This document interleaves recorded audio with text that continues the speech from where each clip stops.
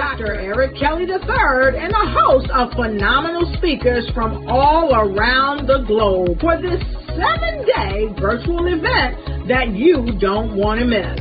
The mission of the Black Business Expo is to raise scholarship money from kids all the way from high school all the way from college. The Black Business Olympics is one of the largest Black business showcases in the world. It is an opportunity for businesses and companies to showcase their businesses globally. We are going to be giving away laptops up to $5,000 away to students.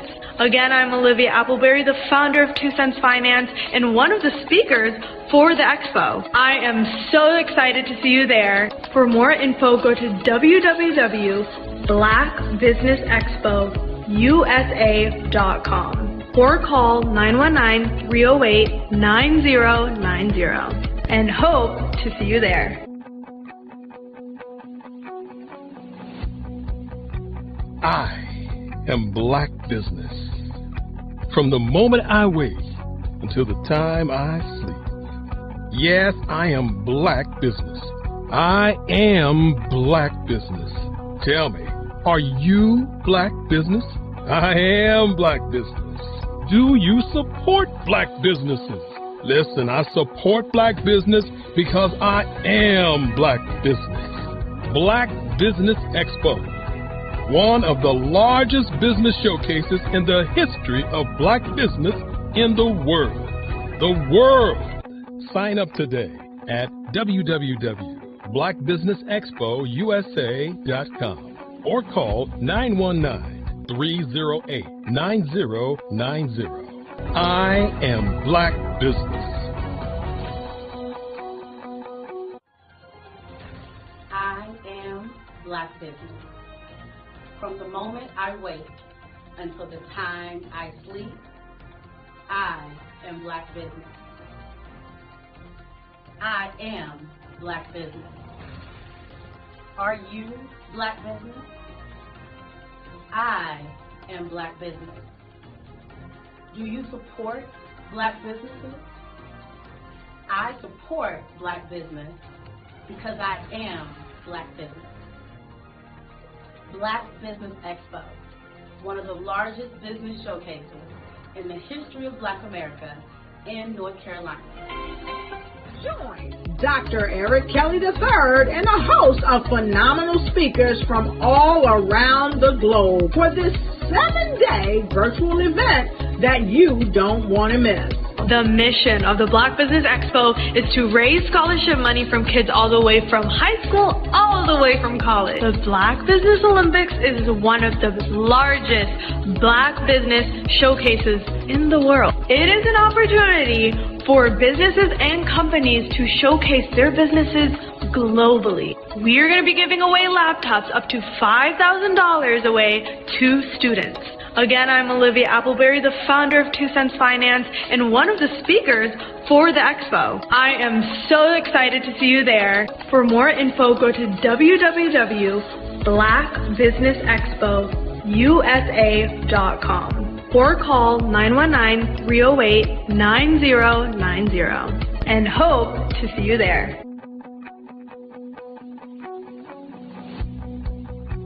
I am Black Business. From the moment I wake until the time I sleep. Yes, I am Black Business. I am Black Business. Tell me, are you Black Business? Black Business Expo, one of the largest business showcases in the history of Black business in the world.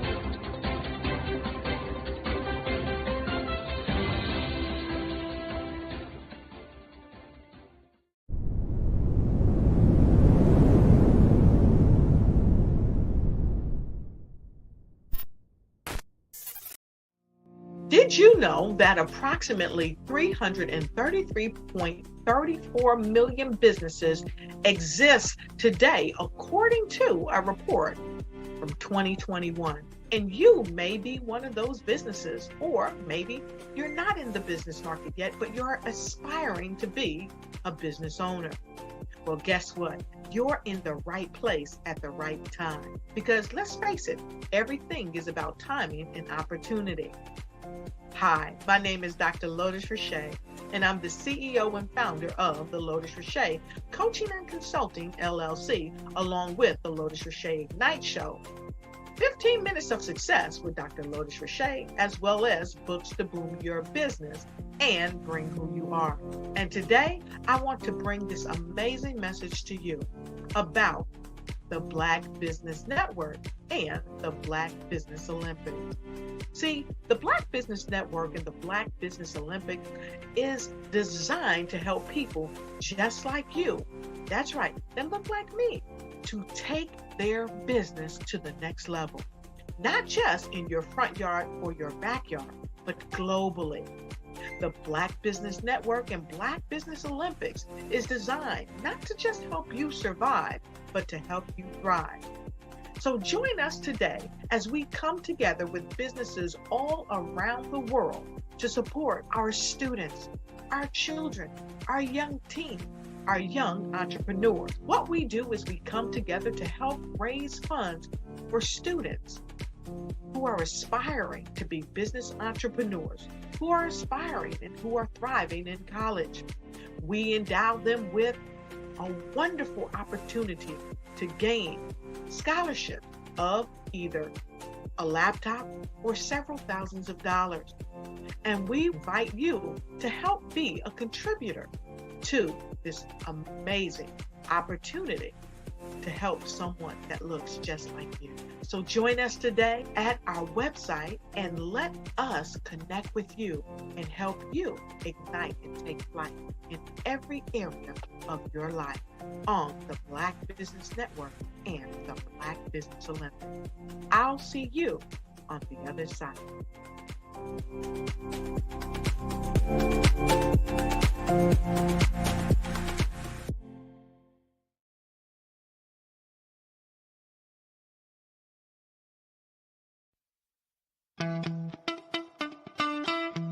How many times have you been asked to help someone you didn't even know, a student, a business entrepreneur, or did you ever even ask, where did they end up?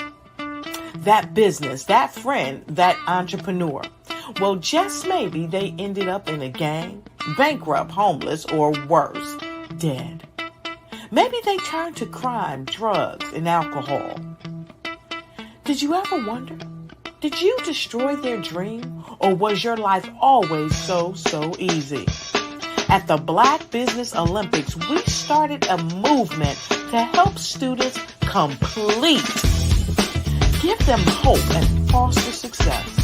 Help them to leave their dreams of providing laptops, computers, and up to $5,000 in scholarship funds. Today, we ask you to help a student, a business owner, or an entrepreneur to realize their dreams by sponsoring them, supporting them, and buying from them. Consider this. With $1.6 trillion in our Black community, we only ask for a small donation for our students, our businesses, and our entrepreneurs.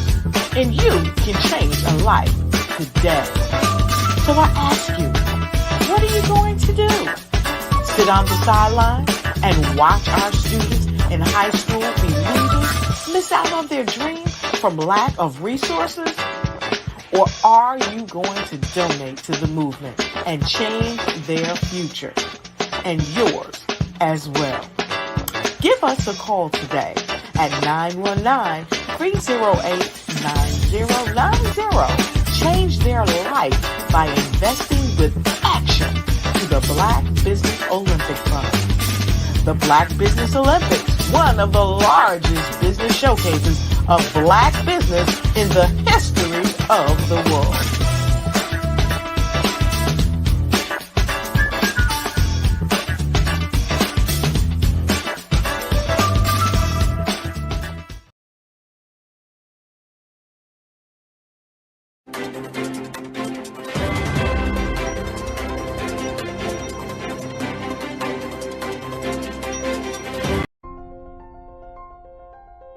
What if you could build your own city? a place where every child can find nurturing people to help them achieve their full potential, a place where every adult can access job training support, where health education is abundant, where social justice ruled the land, a place without limitations. Welcome.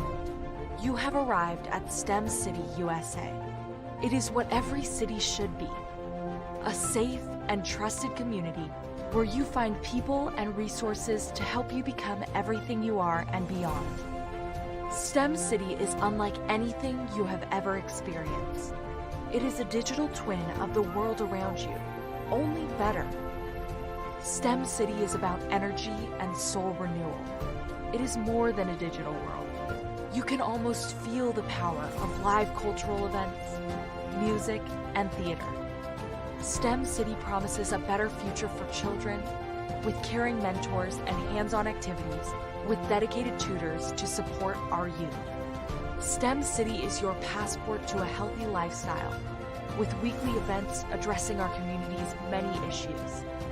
STEM City is your financial well-being with helpful information on wealth management, career advancement, job training, and so much more. STEM City is the community you deserve. It is the city where your dreams can come true. STEM City USA, a place in the sky that is accessible to all who reach for the stars.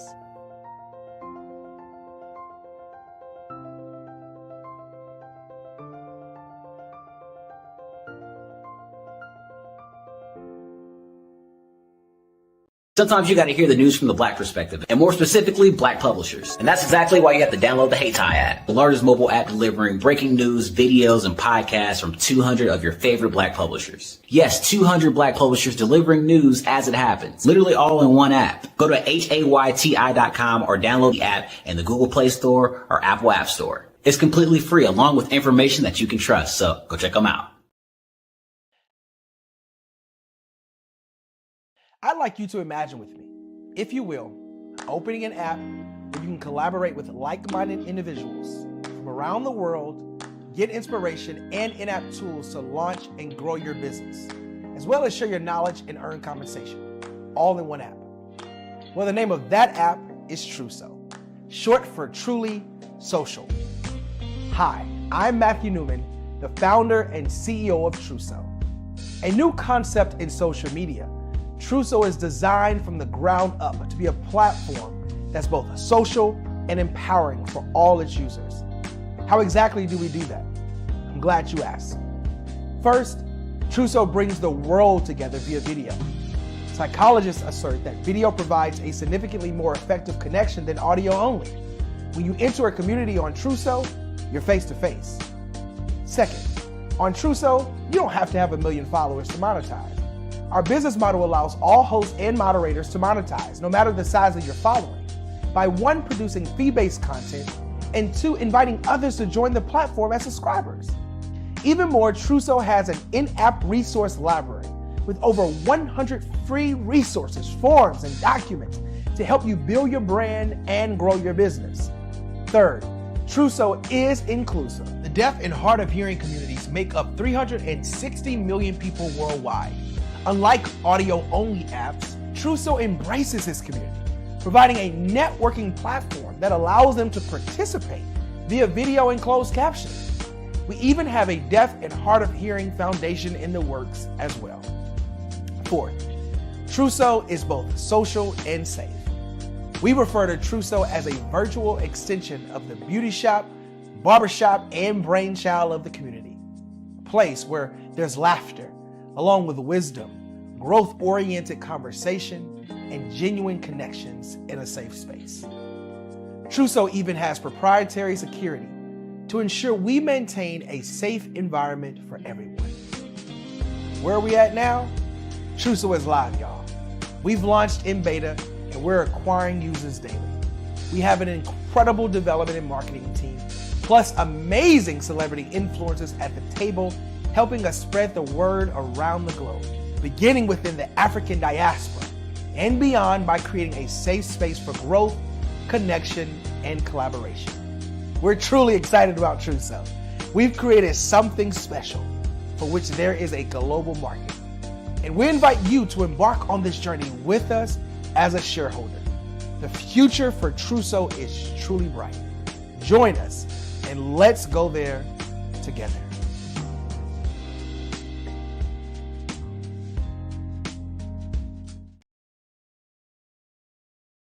Are you a forward-thinking entrepreneur or business owner?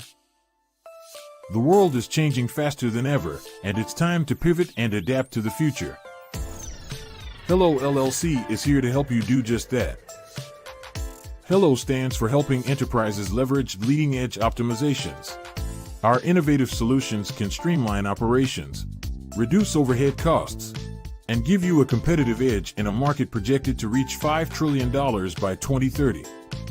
By pivoting to the metaverse, businesses can tap into a rapidly growing market that is projected to be a significant part of daily life for 25% of Americans by 2026. As a full digital metaverse agency, the Hello LLC can help you create custom solutions to streamline operations, increase productivity, reduce costs, and drive brand recognition. Why should you pivot to the metaverse with the Hello LLC? By leveraging cutting-edge technology, you can provide immersive experiences for your customers, expand your global reach, and unlock new revenue streams. Contact us today to make the pivot.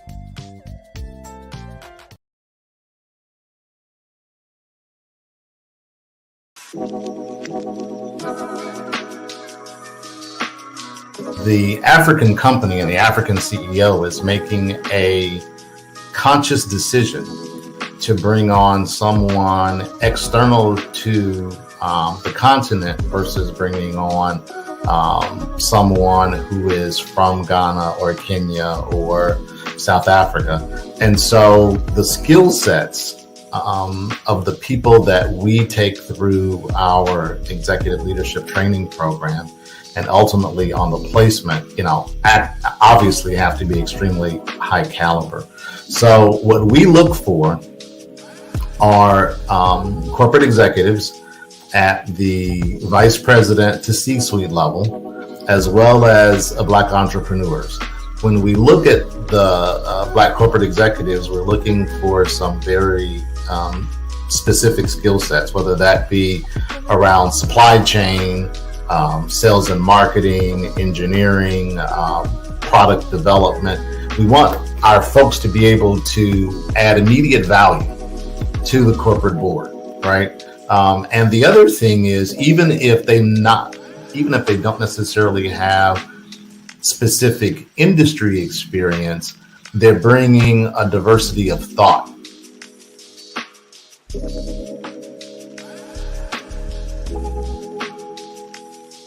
Hello, leaders and visionaries.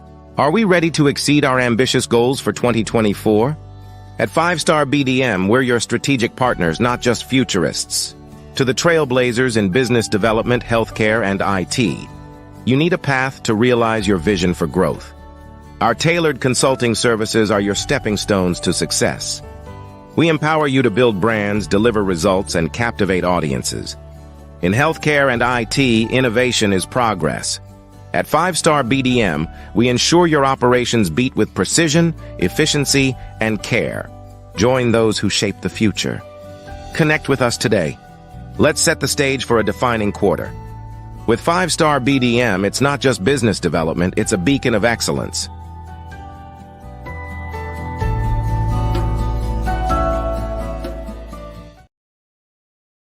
Follow the Brand TV broadcast host, Grant McGaw, as he visits with top executives and entrepreneurs to find out their secrets of success with their personal brand. Follow the Brand TV broadcast host as he focuses on brand development to build better relationships, bring value to your business, relationships, and career. You will enjoy listening to each episode that is tailored to speak to you directly. If you're looking for this type of clarity in terms of building your brand, you have tuned into the right station. Each episode will help you to shape a conversation in the 5-Star BDM network of 20,000 professionals and become a springboard for your corporate engagement and business opportunities. Each guest will frame their story in the areas of personal branding, business development, career development, financial empowerment, and technology innovation.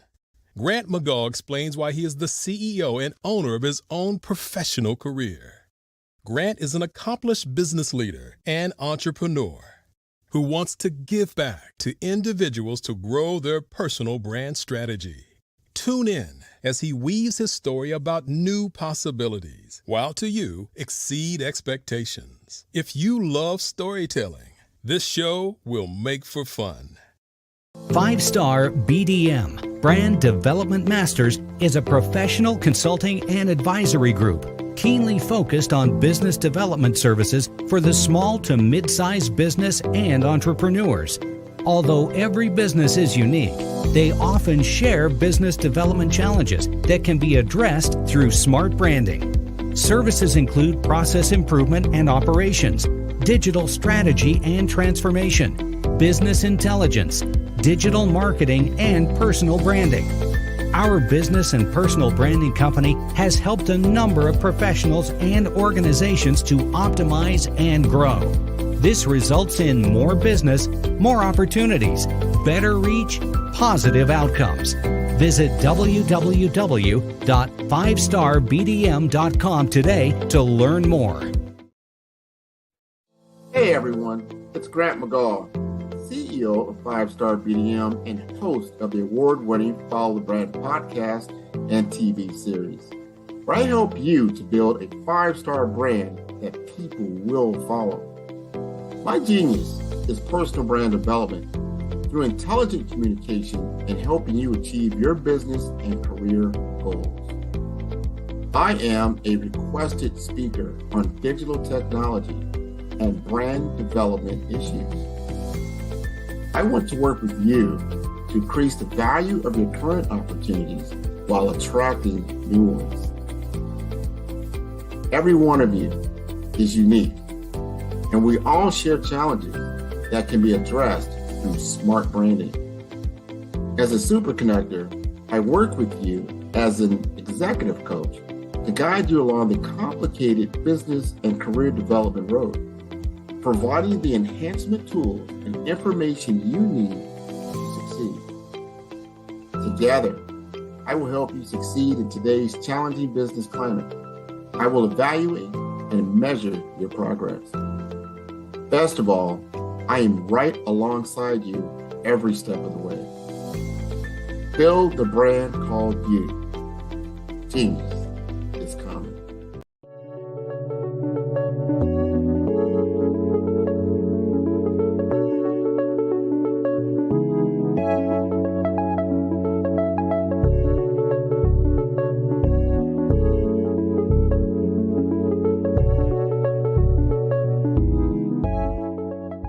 Passion has been around helping communities of color and historically underrepresented and underserved communities, minority, rural, veterans, persons who are differently able, in the intersection of education, innovation, technology, industry, and let's throw some entrepreneurship in there just for fun.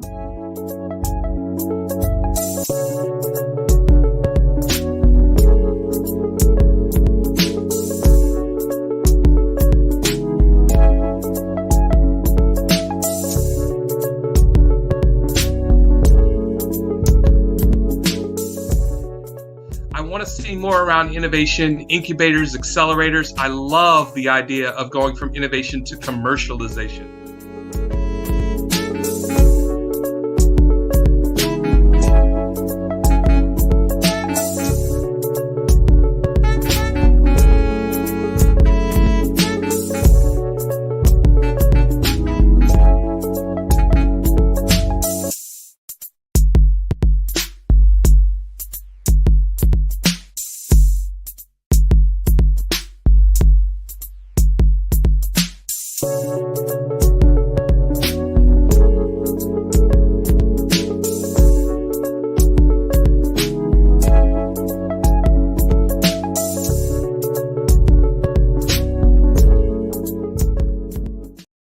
I am from Washington, D.C., but I was raised in Durham, North Carolina. I came to Durham when I was about 5 or 6, and then I traveled back and forth to DC because it's where my people are from.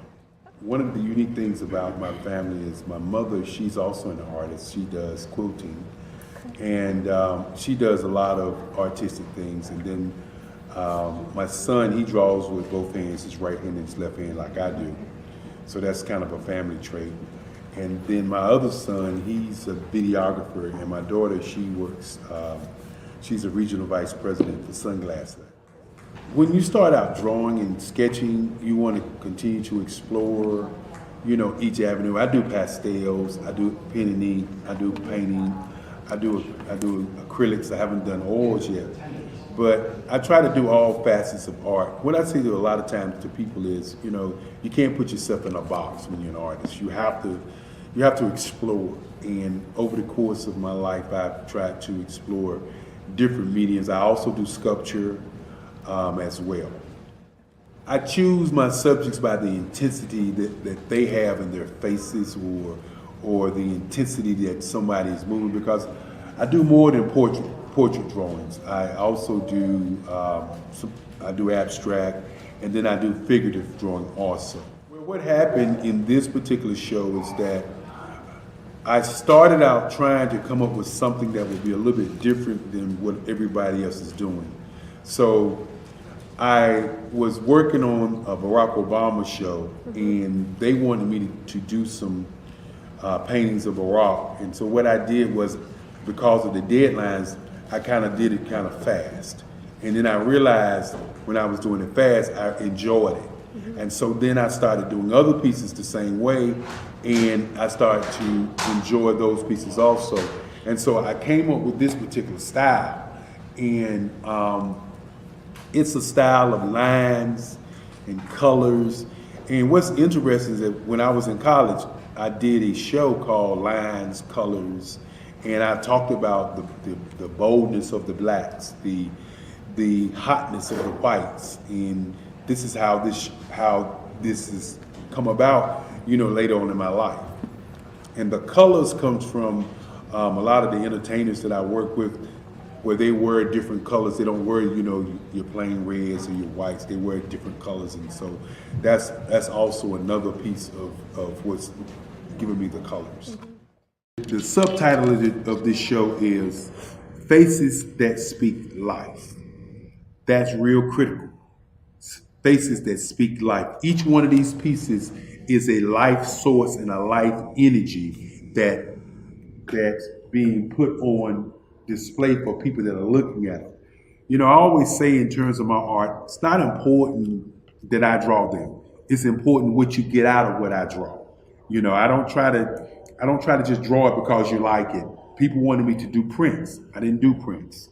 You know, people asked me to do different people, but the people that I choose are people that make a difference in the lives of people in the world. So the human landscape idea was, again, as I say, the lines represent your emotions, it represents your ideas, and it represents your journey.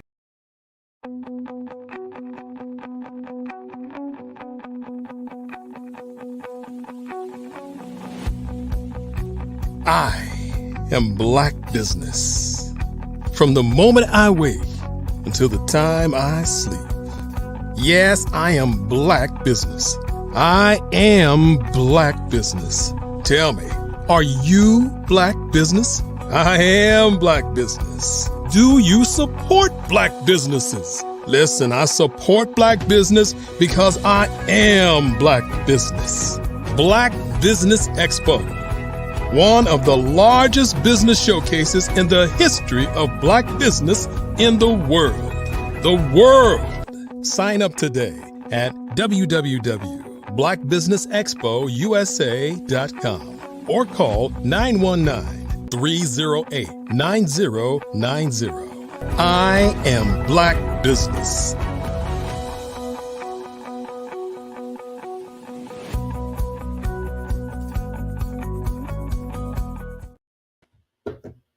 Good morning, good morning, good morning.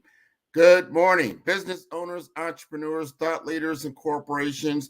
I want to welcome you to the Black Business Network. My name is Grant McGaw, CEO of 5-Star BDM and host of the award-winning Follow the Brand podcast and TV series. And I am your business moderator for this day on the Black Business Network. The Black Business Network is a 24-hour business network showcasing Black businesses, business owners, entrepreneurs, and thought leaders worldwide. We have speakers from North Carolina, London, Singapore, Africa, Japan, and cities all over the United States. The Black Business Network is a global community sharing its business knowledge to empower, inspire, and educate businesses about business. And I would like to welcome our first speaker today.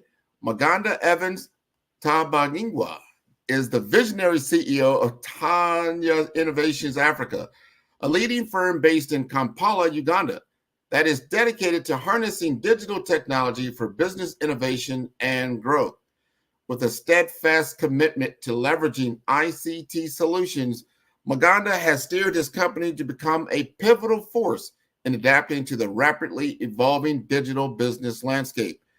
Under his leadership, Tanya Innovations Africa has not only thrived in its core mission of aiding businesses through transformative ICT practices, but has also cultivated a culture grounded in integrity, creativity, accountability, and teamwork.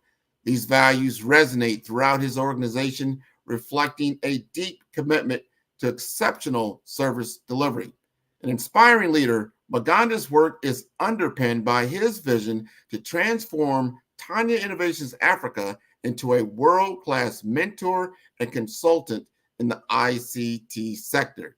Let us welcome Maganda to the Black Business Network this morning. How are you? Thank you, Mr. Grant, for that very good introduction. I think it's a morning that side. Back here in Africa, it's it's about 3:30 p.m. But I'm happy to be on Black Business platform once again to share a number of ideas with our listeners today. I want to send regards and greetings to all our listeners today. And I hope that we shall be able to share information that will be able to help them through their businesses and possibly be able to look at opportunities that we have that they could be able to venture in. Otherwise, thank you, Mr. Grant. That's right, Grant McGaw. You got that right, man. I really appreciate that. And I want to thank you for joining us. And I know it's a huge time difference, but we are connected in a brotherhood that cannot be broken. And I really appreciate that. I want the audience to understand more about your business. Tell us more about what Tanya Innovation Africa is all about and how we could take advantage of it. Oh, okay. So Tanya Innovations Africa was a company that was formed back in the year 2021. And it came out of the motivation of the COVID pandemic that was affecting the whole globe. Knowing that we are on the African continent and most of the economies were shut, literally, in Africa, by the way, we had a lot of lockdowns where we had 100% lockdowns, where we only had a skeleton of staff that were allowed to move around. Now, having my background in ICT, I had to come out with a formula that will be able to help businesses to keep running in one way or the other, because it was not necessary for everybody to shut up because COVID had locked everybody up. And it's at that point when I started training a number of businesses. I tried to provide a platform that will enable people to keep their conversation going, sharing experiences, also just shedding off the stress that many business people had actually come under. And when I started doing that back in my own country, I realized that I could scale this to other nations because Africa has about 54 countries. So we started extending the same to other businesses across Africa in the in the 54 or so countries. And basically, we're just training them how they could use the simple tools, simple tools like those who had not used, online tools, those who did not know how to stream their events, those who had not known how to set up their simple studios, and many other tools that were available to businesses.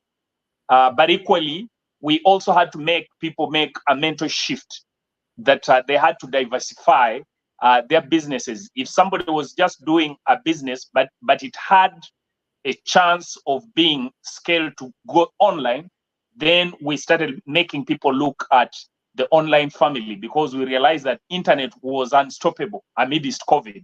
So we had to get many other people training, letting them know of business opportunities that are online, which they could actually be able to make as an extension to their businesses. And ideally, that is what Tanya Innovation was all about, or how it was created to start its business till today. That is very interesting. So you started out of the need of COVID, and because we were in a lockdown, you had to pivot to a digital platform, and you noticed that a lot of these companies in other countries on the African continent weren't prepared, or they didn't know the process of doing that, and you stood that up. Since that time, now, how has your business flourished? What are you doing now that is taking advantage of that really has propelled Tanya even going forward? So what we have ideally done, of course, we have still continued with that model. So we keep on doing trainings of businesses in different sectors. For example, we had, back in Africa, online, e-learning was not quite a predominant area being exploited. But one of the institutions, I had to train over 180 staff just to migrate from the traditional teaching methods to online methods. And then I had to train over 4,000 students. And that institution has come out as a very unique model institution in Uganda. It's called Cavendish University, Uganda. And it has come out to stand out, quite unique in the space. So the transformation has actually occurred, and therefore you find that that has become their model of the business. Likewise, there are a number of businesses we were engaging online. For example, in Dubai, we had companies, which we had been engaging all along online, making connections online. We also had some companies in India. As I speak, after the COVID time, we have seen the rating company establishing a number of businesses. They have come here physically. I personally traveled to Dubai back in October to make physical contacts, attending some of those seminars as a follow-up of the online events. And we have had one of those companies establishing a rating company back in Uganda. And what they're doing, they're basically providing credit rating services to banks and high corporate organizations. Okay, so we have sealed that contract just out of that conversation. We also have another company it's an apparel company from India, and they're planning to scale the apparel model in India back here in Uganda. But this came out of my show. I have a show that we call the Global Talk Show, I think, which I'll be able to talk briefly. And we had a discussion of how India managed to, how it has managed to domesticate their apparel sector. Because back in most of the African countries, most of the companies or most of the people, they import second-hand clothes.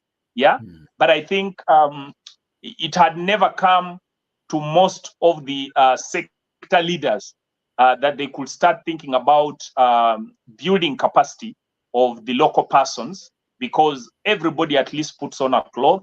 Every house either uses curtains or they use the chairs and things of that kind. So what we are now working with that company is that it's planning to scale that model back in Uganda. So Tanya Innovation has managed to make sure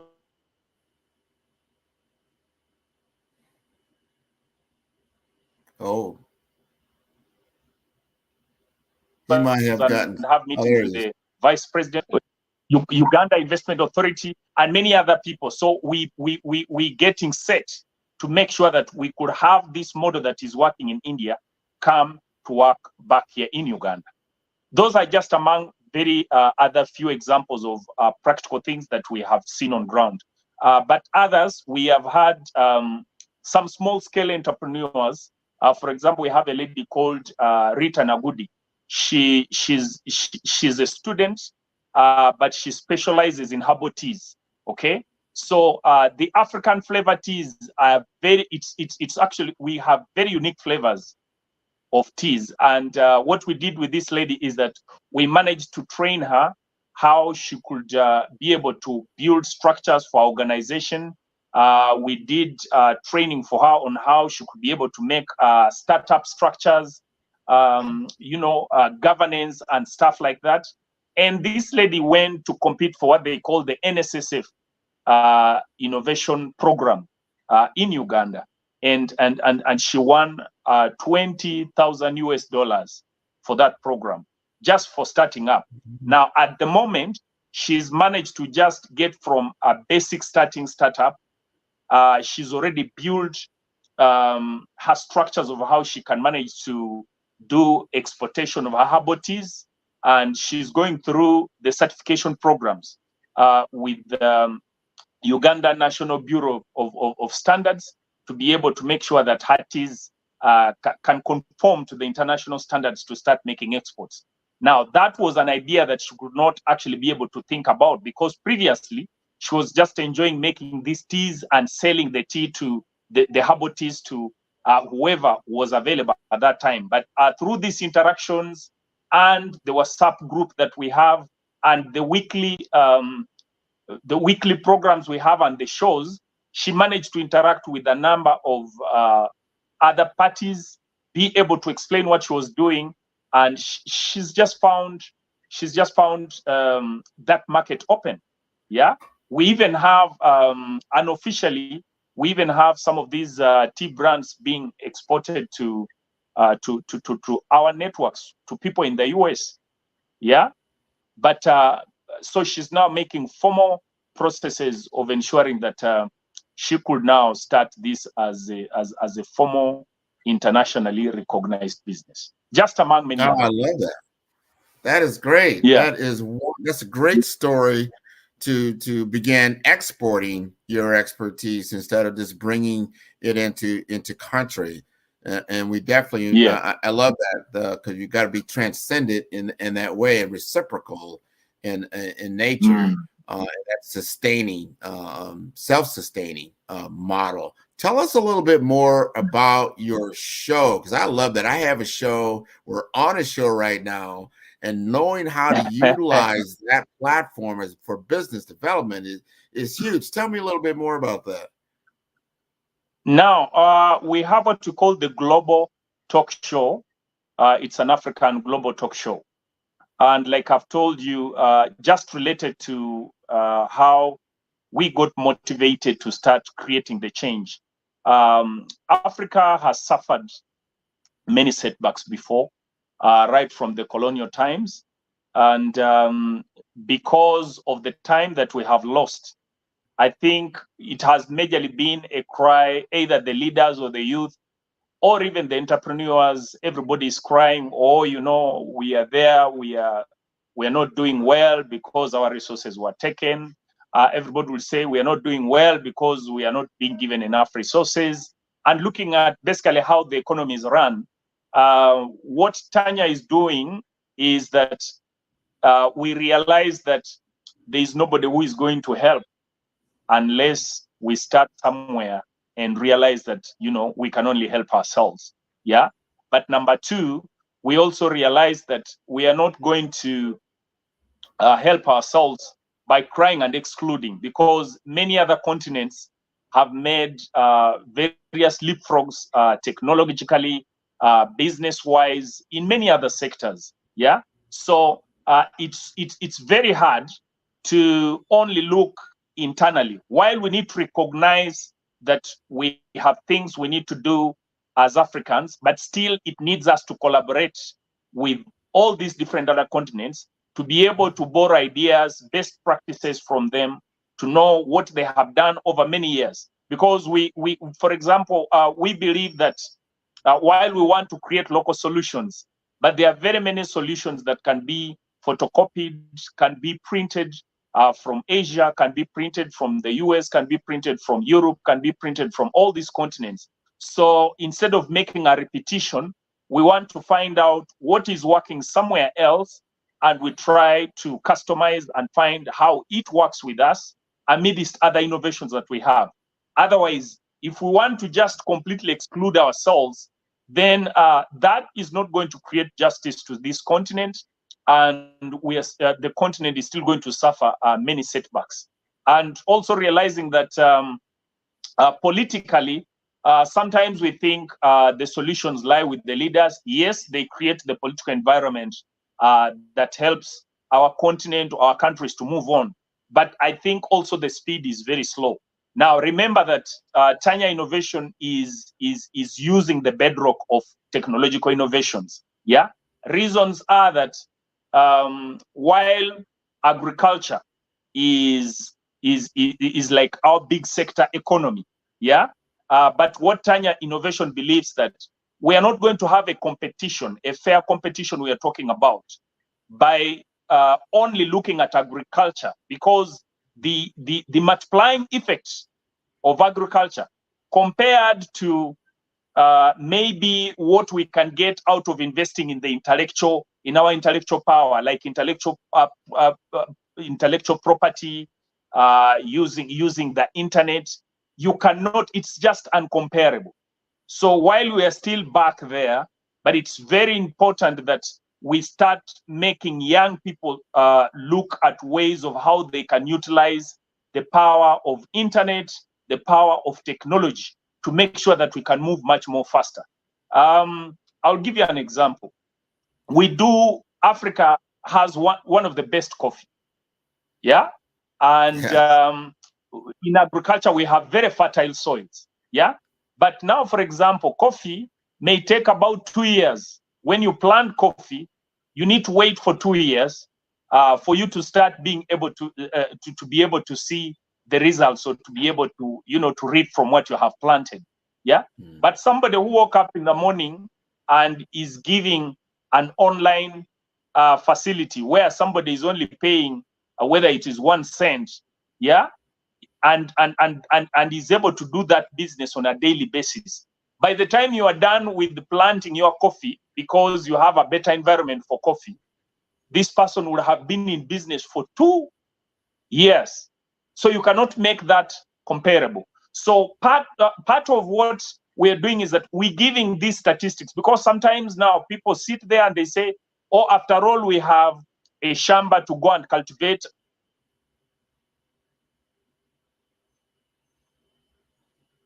And be able to get what to eat. To compete, then if we are to compete, then we cannot remain in that particular sector and think that we are going to compete with other people who are able to join the spaces all over the globe.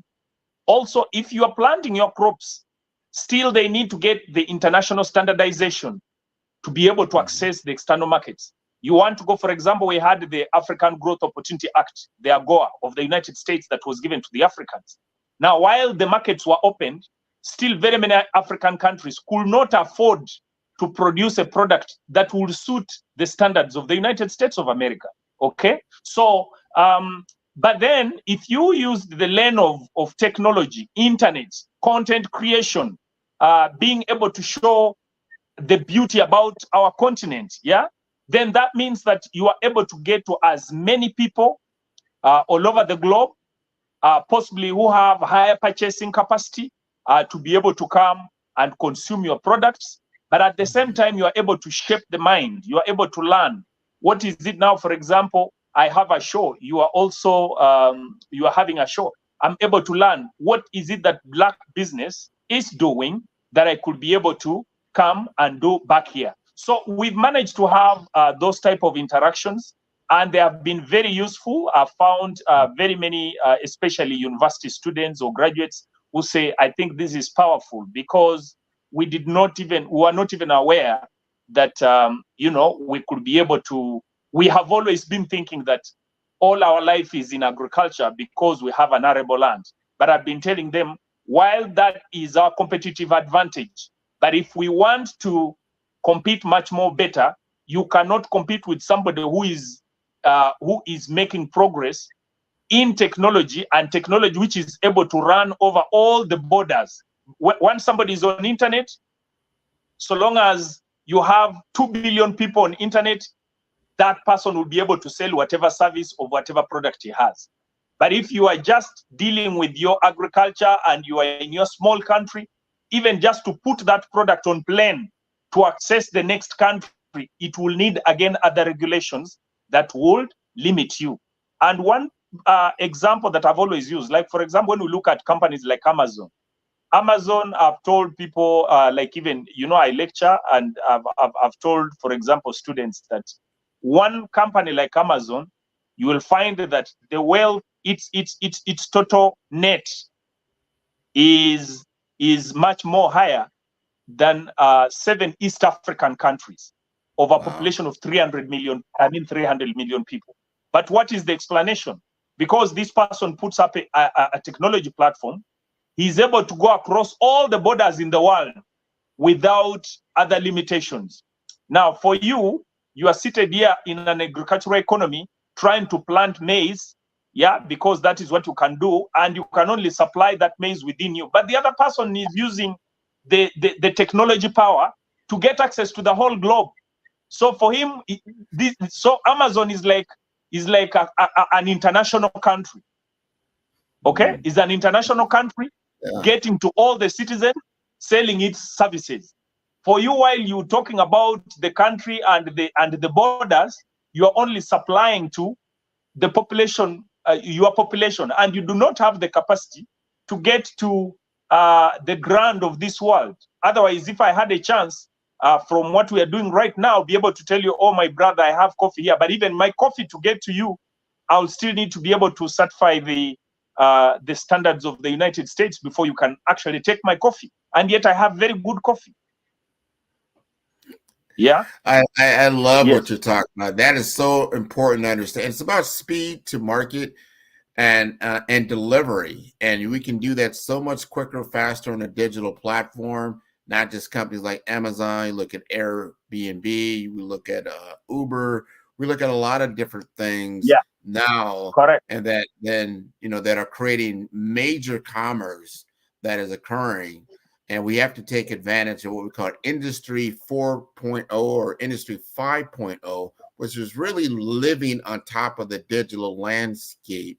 You are totally aware of that. This is going to exponentially raise not only Uganda, but the African continent to a whole nother level, because like you said, now your goods and services are available to the world economy without regulations that normally would slow everything down. I know in the US, being able to access African goods directly from Africa is vital. And you've crossed those cultural barriers, those language barriers, and those country barriers that you talked about. I think that's great.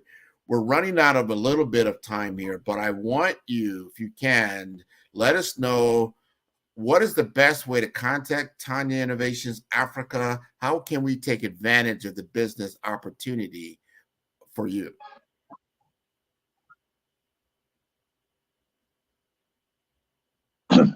Oh, okay.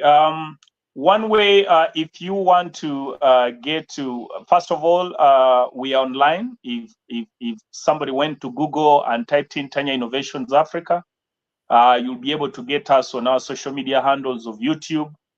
We have a website, www.tanyainnovations.com. You'll still be able to get our profile, be able to get our service and product areas, be able to get our mission, the vision, and what we stand for. Yeah. You'll also be able to find us on LinkedIn. On LinkedIn, it's actually particularly my profile, and we keep on posting a number of developments that are happening with the company.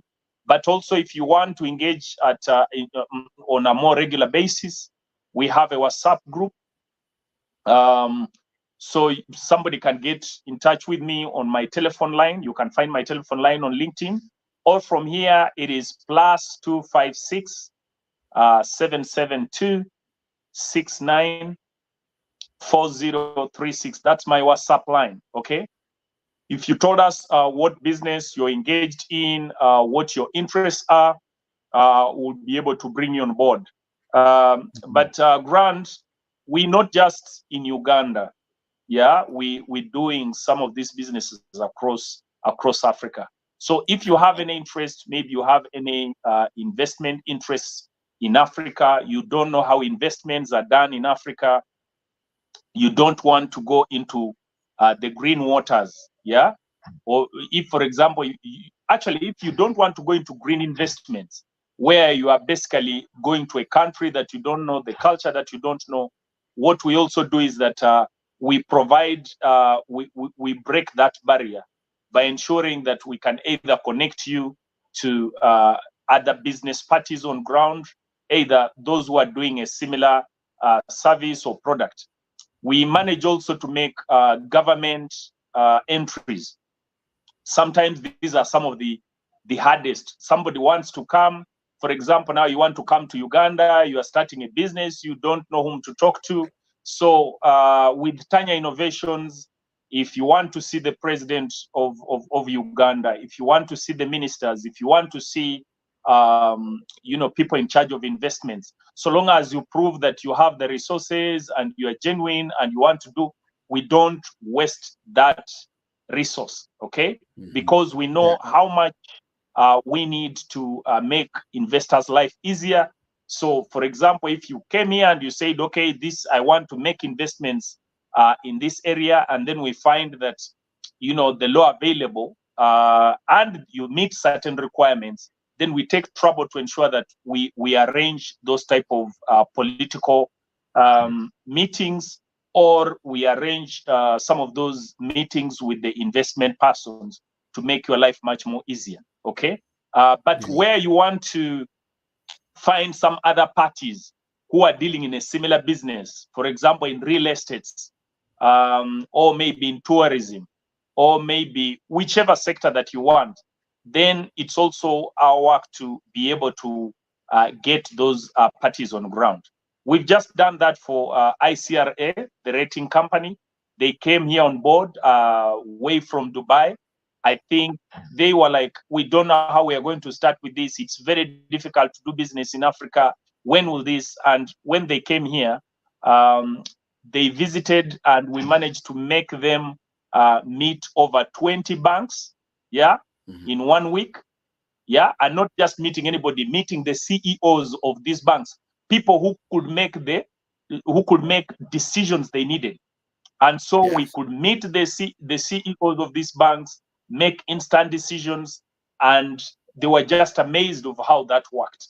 With the investment authority and other private sector foundation, we managed to organize that. And instead of them moving throughout the country trying to get these other parties, they went through the private sector foundation, and they managed to meet this collection of, again, CEOs from different corporations. But now you can imagine if, for example, you came from the US and you say, I want to go and invest in Uganda, and you are starting afresh and you want to start, I want to start meeting these CEOs. First of all, the problem would be that somebody is even doubting this man from how sure can we be that he's actually a serious investor or is not hot air. Okay, if you're going to talk to, you're trying to seek these appointments with the political figureheads, certainly they will again need to do due diligence. They will need to make you understand. They will need to make a lot of referees. They will need. But now what Tanya does is that we take up. Okay, sometimes it's risky, but for those parties that we have done due diligence, we take trouble to introduce that these are bona fide people. They are people who want to do investments, and therefore we should not even waste time. So we try to break those barriers. Yeah. So when we talk about the global partnership, that's what we're talking about. I shouldn't have a problem. Now, for example, I should not have a problem if I wanted to get to the American maybe media or whatever. I now have my brother, Dr. Eric. So this is the power of globalization. Yeah. Absolutely. But if we made it more closer to that level, then I don't have to be in Carolina to to be able to do certain things. But out of our partnership and interaction with Dr. Eric, I should be very confident that if I want to do something there, then I have somebody who knows me. It's about talking to him and letting him be able to do what I want to do. And if we made the globe like that and we created it like a family, yeah, and that is what Tanya is looking at.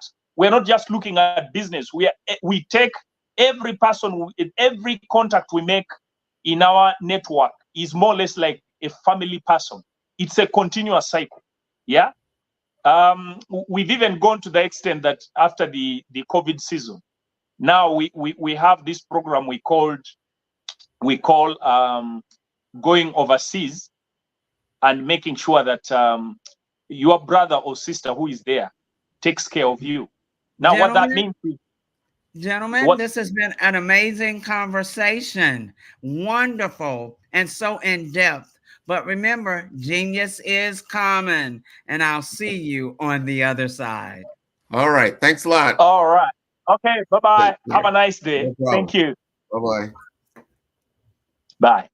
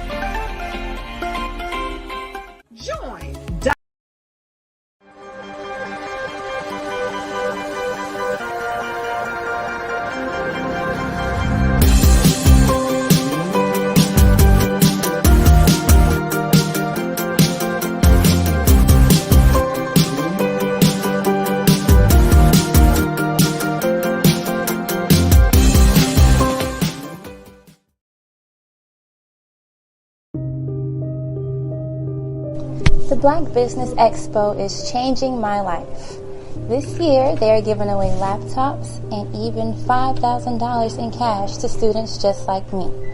I'm Alexis, and I want to go to college to fulfill my dream of becoming an entrepreneur. Help the Black Business Expo going to www.blackbusinessexpousa.com and also becoming a vendor, a sponsor, or donating.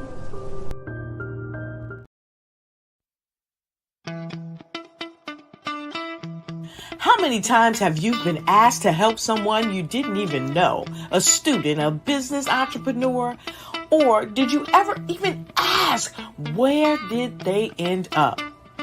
That business, that friend, that entrepreneur. Well, just maybe they ended up in a gang, bankrupt, homeless, or worse, dead. Maybe they turn to crime, drugs, and alcohol. Did you ever wonder? Did you destroy their dream, or was your life always so easy? At the Black Business Olympics, we started a movement to help students complete. Give them hope and foster success. Help them to leave their dreams of providing laptops, computers, and up to $5,000 in scholarship funds. Today, we ask you to help a student, a business owner, or an entrepreneur to realize their dream by sponsoring them, supporting them, and buying from them. Consider this. With $1.6 trillion in our Black community, we only ask for a small donation for our students, our businesses, and our entrepreneurs. And you can change a life today. So I ask you, what are you going to do? Sit on the sideline and watch our students in high school be leaders, miss out on their dream from lack of resources? Or are you going to donate to the movement and change their future and yours as well? Give us a call today at 919-308-9090. Change their life by investing with action to the Black Business Olympic Fund. The Black Business Olympics, one of the largest business showcases of Black business in the history of the world.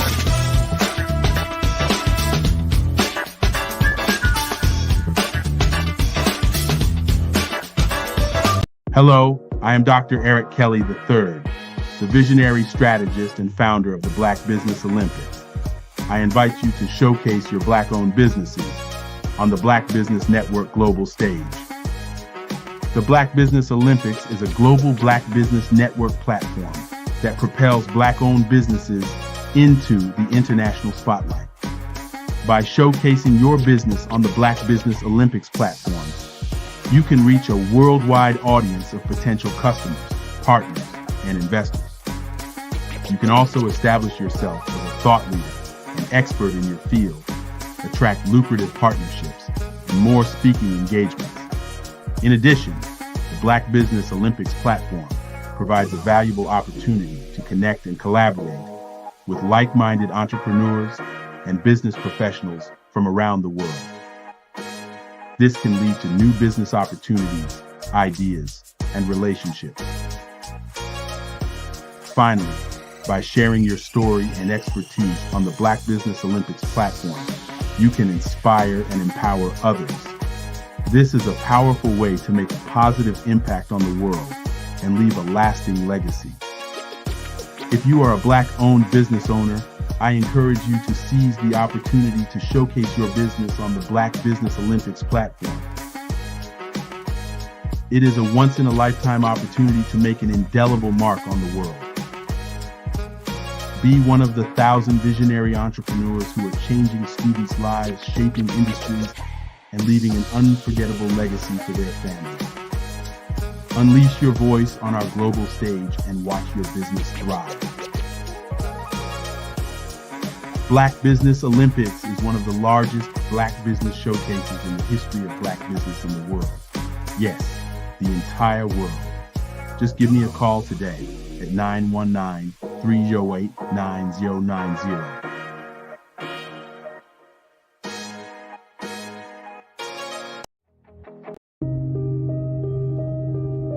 The Black Business Expo is changing my life. This year, they are giving away laptops and even $5,000 in cash to students just like me. I'm Alexis, and I want to go to college to fulfill my dream of becoming an entrepreneur. Help the Black Business Expo going to www.blackbusinessexpousa.com and also becoming a vendor, a sponsor, or donating.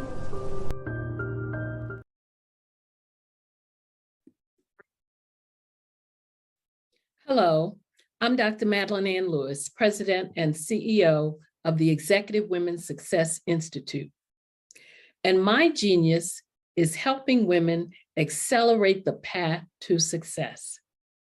You know, I was blessed to have strong women in my life who encouraged, motivated, and pushed me to do my best and to never even think about giving up on my dreams. So I say to women, we must show up to rise up. We have talents and potential, but who will see them if we don't speak up and get noticed? I know that women are a tremendous resource on this planet, and there is nothing more fulfilling than helping a woman tap into her full potential. I do this because I want to be a part of helping as many women as I can to show up, to rise up. I do this because genius is common. 5-Star BDM, Brand Development Masters, is a professional consulting and advisory group keenly focused on business development services for the small to mid-sized business and entrepreneurs. Although every business is unique, they often share business development challenges that can be addressed through smart branding. Services include process improvement and operations, digital strategy and transformation, business intelligence, digital marketing, and personal branding. Our business and personal branding company has helped a number of professionals and organizations to optimize and grow. This results in more business, more opportunities, better reach, positive outcomes. Visit www.5starbdm.com today to learn more. Follow the Brand TV broadcast host, Grant McGaugh, as he visits with top executives and entrepreneurs to find out their secrets of success with their personal brand. Follow the Brand TV broadcast host as he focuses on brand development to build better relationships, bring value to your business, relationships, and career. You will enjoy listening to each episode that is tailored to speak to you directly. If you're looking for this type of clarity in terms of building your brand, you have tuned into the right station. Each episode will help you to shape a conversation in the 5-Star BDM network of 20,000 professionals and become a springboard for your corporate engagement and business opportunities. Each guest will frame their story in the areas of personal branding, business development, career development, financial empowerment, and technology innovation. Grant McGaugh explains why he is the CEO and owner of his own professional career. Grant is an accomplished business leader and entrepreneur who wants to give back to individuals to grow their personal brand strategy. Tune in as he weaves his story about new possibilities, while to you exceed expectations. If you love storytelling, this show will make for fun. Hey everyone, it's Grant McGaugh, CEO of 5-Star BDM and host of the award-winning Follow the Brand podcast and TV series, where I help you to build a 5-star brand that people will follow. My genius is personal brand development through intelligent communication and helping you achieve your business and career goals. I am a requested speaker on digital technology and brand development issues. I want to work with you to increase the value of your current opportunities while attracting new ones. Every one of you is unique, and we all share challenges that can be addressed through smart branding.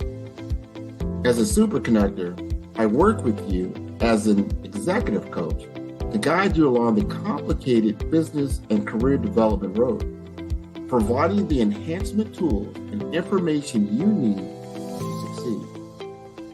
Together, I will help you succeed in today's challenging business climate. I will evaluate and measure your progress. Best of all, I am right alongside you every step of the way. Build the brand called you. Genius is coming. Have you ever seen a parent stressed out and needed a stress reliever with their child? One morning, I was coming out of a store and saw a mother and her 3 or 4-year-old son. She was highly upset, actually beginning to yell at him. However, the more upset she became, it seemed the calmer the child became. He sat down on the sidewalk, crisscross applesauce, folded his arms, and looked up at her with a smile. You see, the angrier she became, the calmer he became, because he had the control of the situation. Hi, I'm Frizelma Lynn. I am the CEO and founder of Frizelma Teaching Parents, LLC. I'm a retired teacher, school district administrator, an author, speaker, and I am the Parenting 911 coach. My mission is to rescue families by equipping parents with proven, effective, and practical strategies to enhance their parenting skills. Many times we as a society expect parents to teach, train, and raise their children without providing the necessary tools they need to accomplish this. However, parenting issues cannot be resolved without intervention. Therefore, Frizelma Teaching Parents has provided coaching programs, digital courses, and live webinar trainings to provide step-by-step research-based parenting strategies, even for parents whose children are disrespectful, defiant, for those who have been diagnosed with ADD and ADHD, and even for parents of adult children. No longer will you have the need to feel like you are a failure as a parent. You'll now have the tools needed for each situation. Trust me on this one.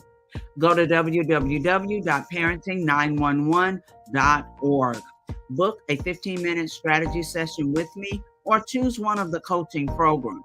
Our training helps parents relieve stress.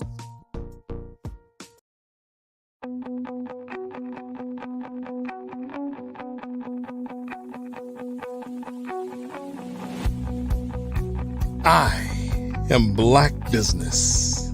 From the moment I wake until the time I sleep. Yes, I am Black Business. I am Black Business.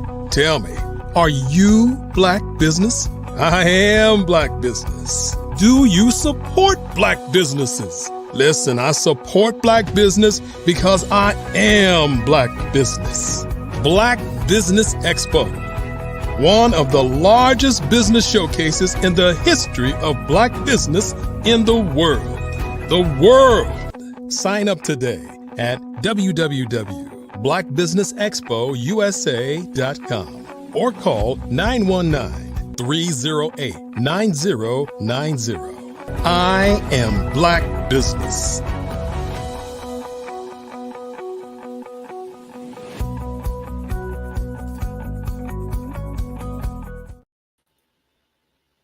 Good day, business owners, entrepreneurs, thought leaders, and corporations.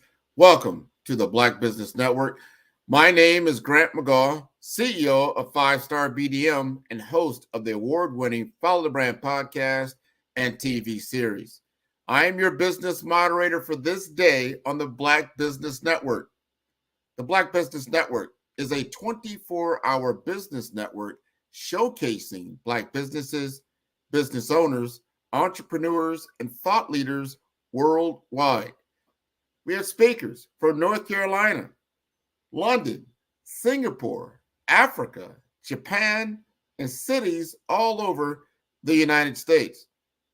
The Black Business Network is a global community sharing its business knowledge to empower, inspire, and educate businesses about business.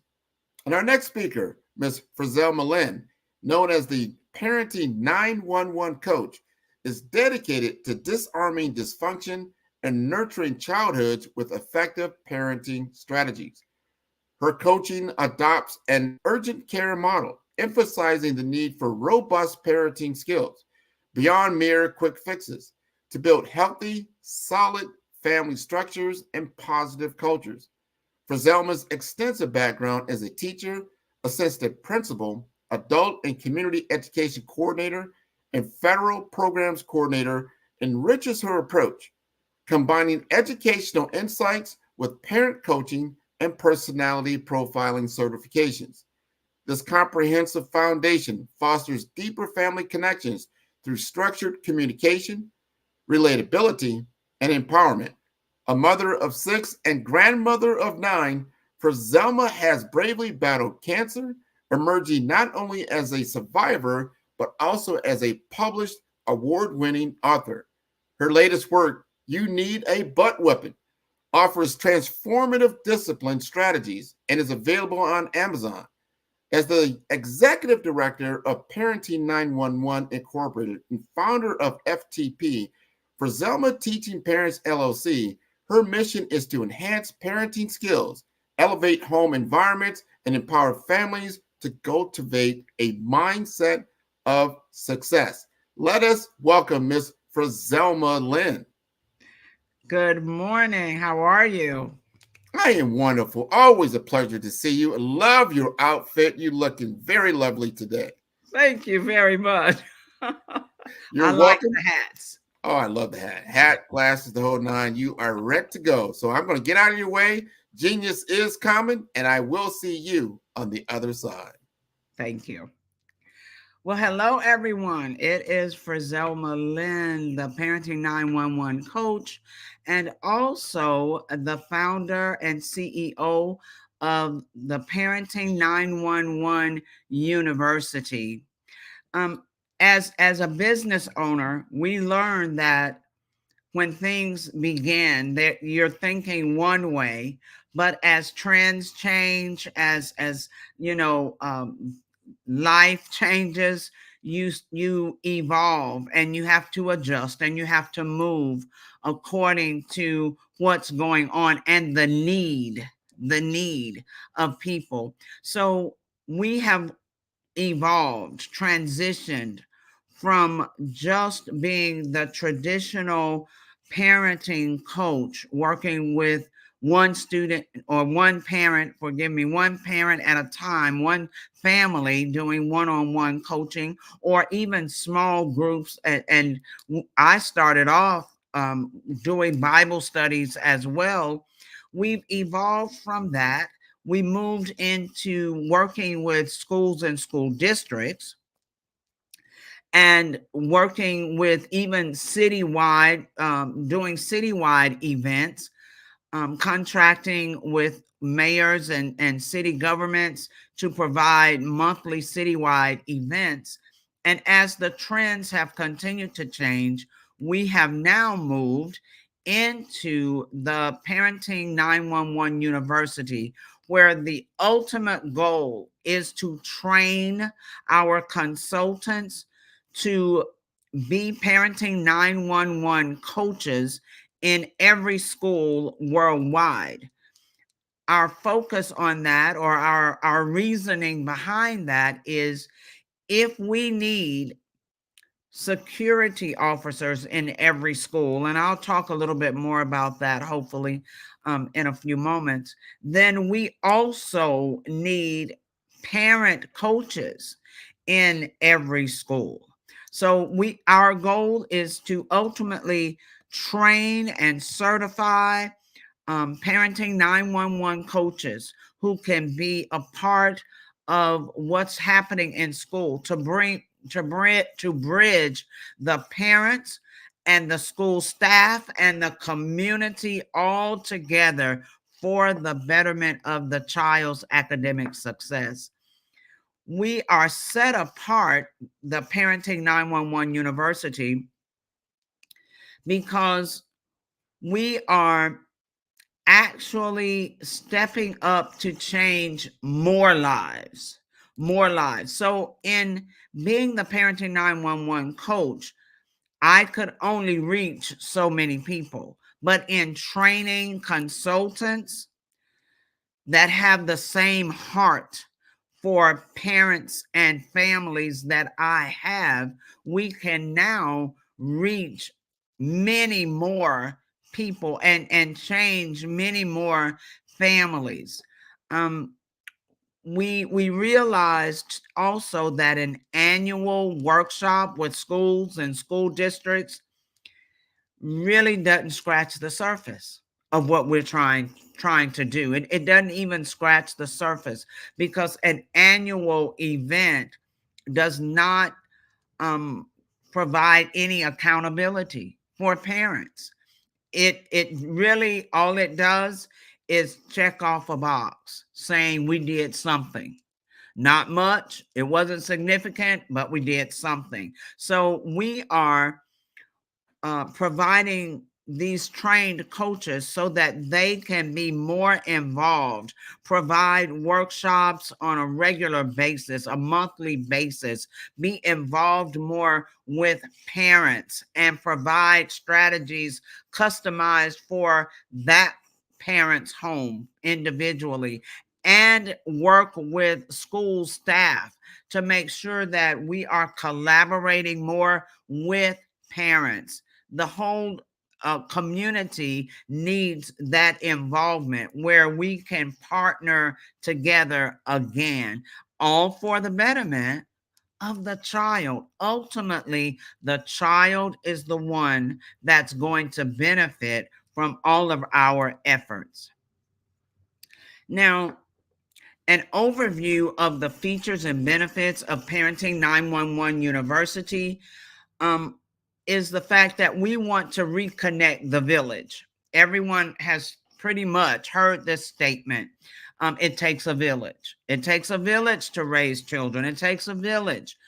And somehow over the years, the village has crumbled, and the village is not there strong and ready to support the child in the efforts of being more successful in life.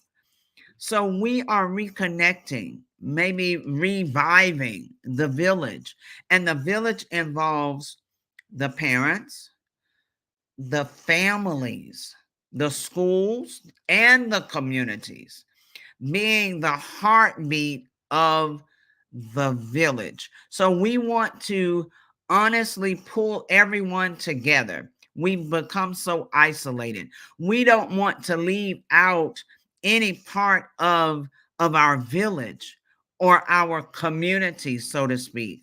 We need for all hands on deck to make sure we are providing everything we need for children to be more and more successful in life.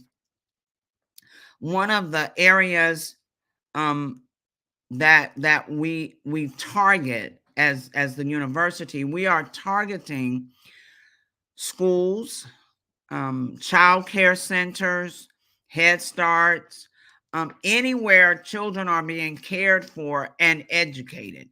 That's our target market, because we are tailoring programs by utilizing our operating system with consultants to train and teach our program in all of these facilities, in all of these institutions, whether it be public school, private school, Christian school, any of the daycares, the pre-K academies, the Head Starts, any of those places.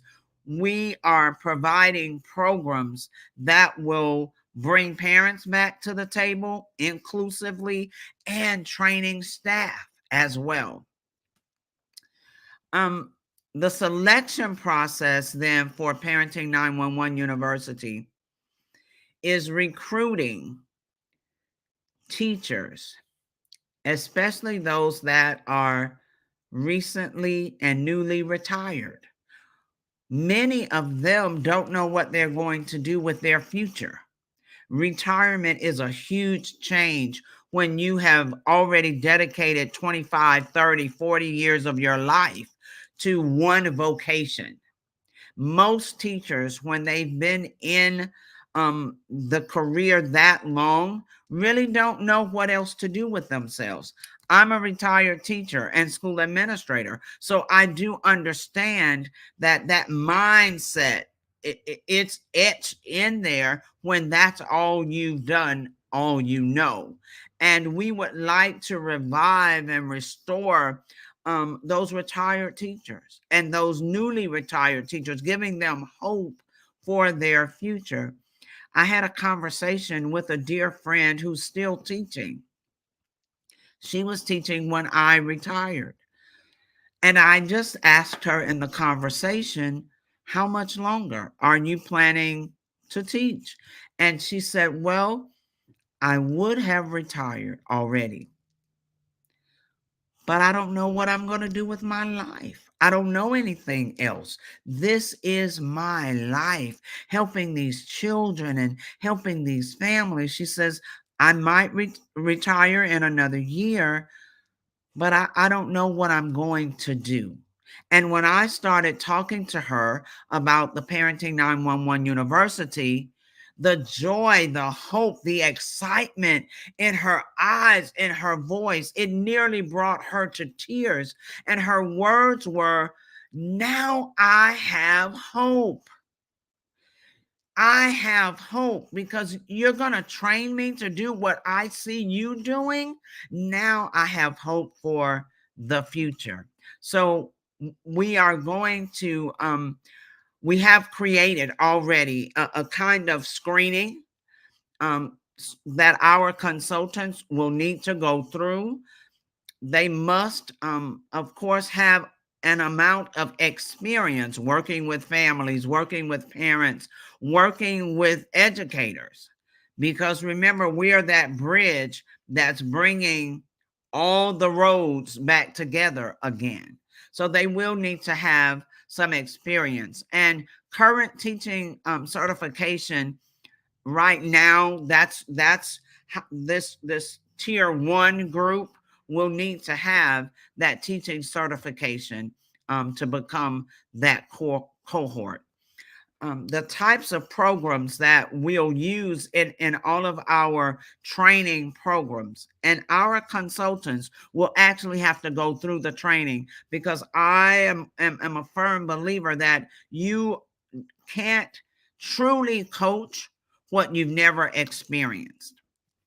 So they will have to actually go through our training programs, and that's a part of their training. But our coaching programs and courses include things like structure in the home. We have to make sure we provide structure for parents, teach them how to establish structure in their homes, proper discipline. That goes along with my latest book, You Need a Butt Whipping, because that book honestly teaches you that spanking cannot be the only answer. It cannot be your only go-to when there is an issue with your children. So it provides what proper discipline truly is, and that discipline and punishment are not the same thing. It provides the steps that you have to take for discipline. Truth be told, all of us need it, not just the children. Parents need it, teachers need it, administrators need it. We all need it.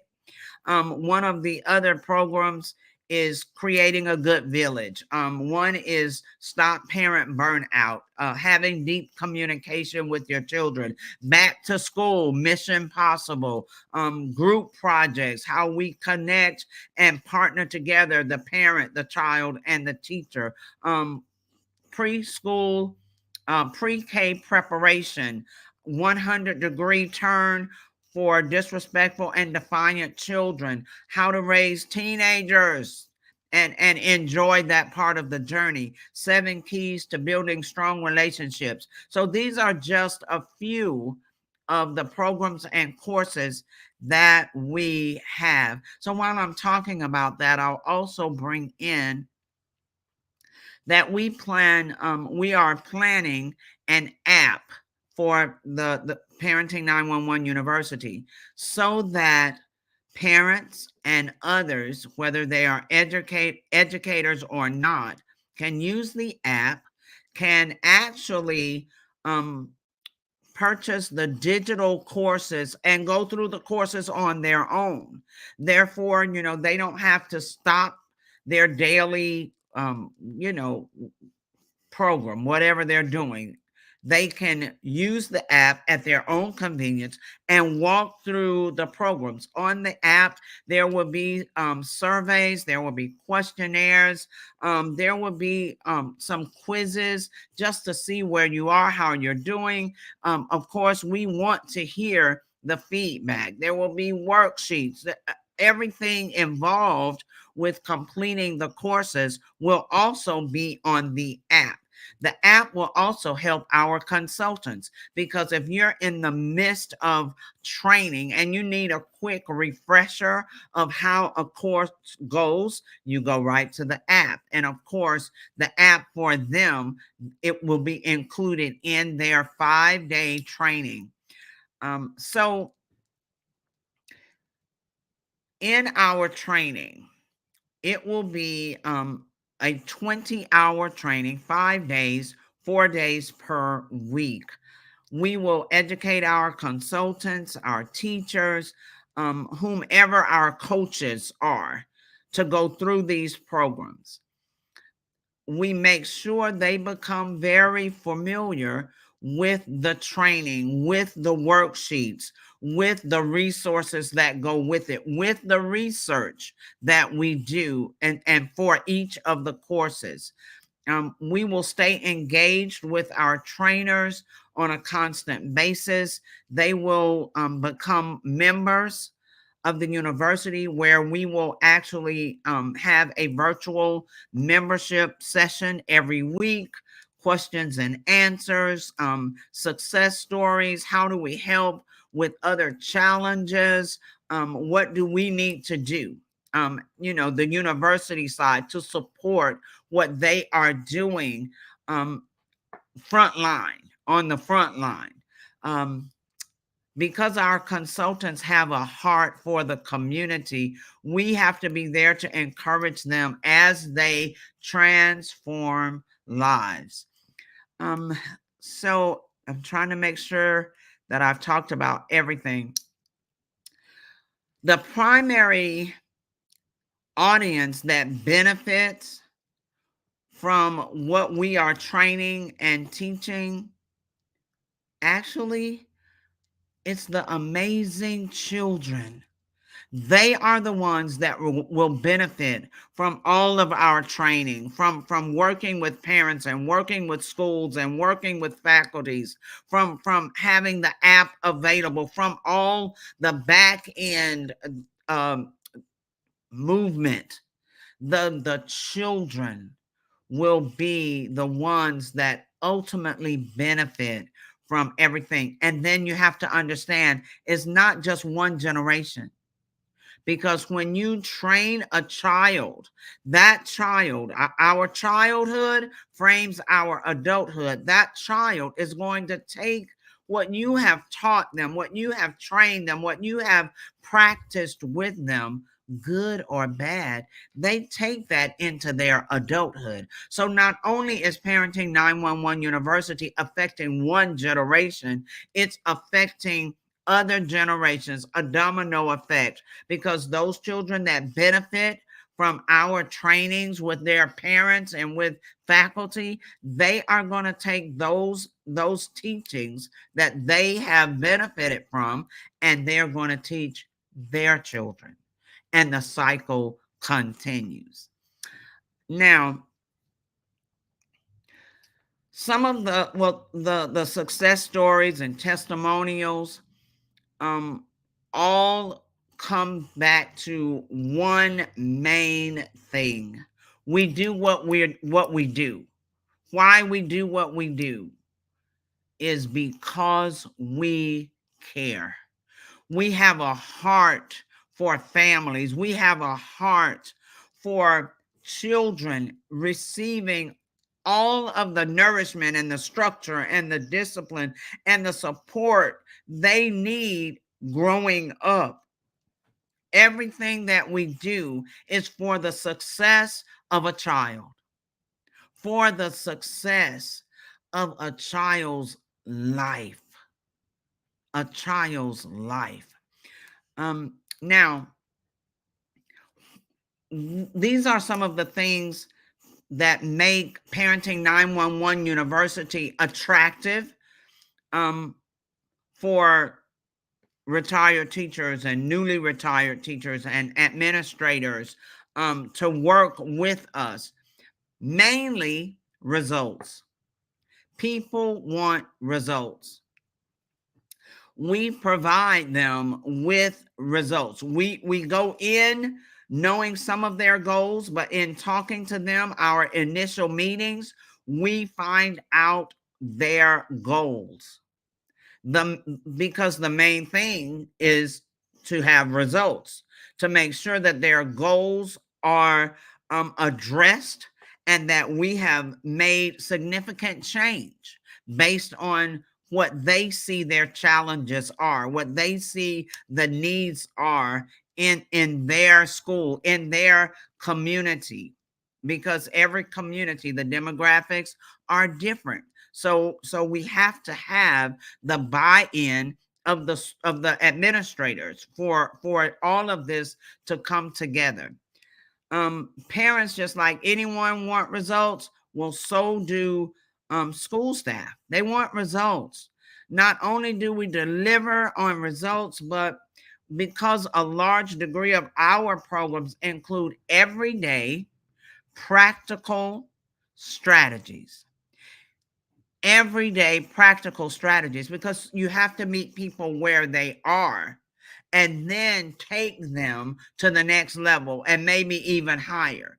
So many times parents will share that they have experienced immediate results because they were able to take what they learned and immediately apply it in their homes. Well, we want faculty to be able to do the exact same in their classrooms, in meetings with their parents, in different settings where they have to collaborate and engage with their parents. We specialize in our programs and our services. We specialize in what we develop, knowing that that brings results. All right. Now, to ensure that our content and resources are evidence-based and relevant, need to be that. First, because I am a retired teacher and school administrator, I have over 30 years working with children, with parents in school districts. And even though you're working with children directly, you're also coaching parents indirectly. You may not call it coaching parents, but you are engaging and helping parents understand what's better or what's best for their child's academic success. All right. So I take all of that experience. And as the moderator in the bio said, my husband and I have 6 adult children and 9 grandchildren. Trust me, that's major experience right there. And I take those experiences as well and bring all of that to the table.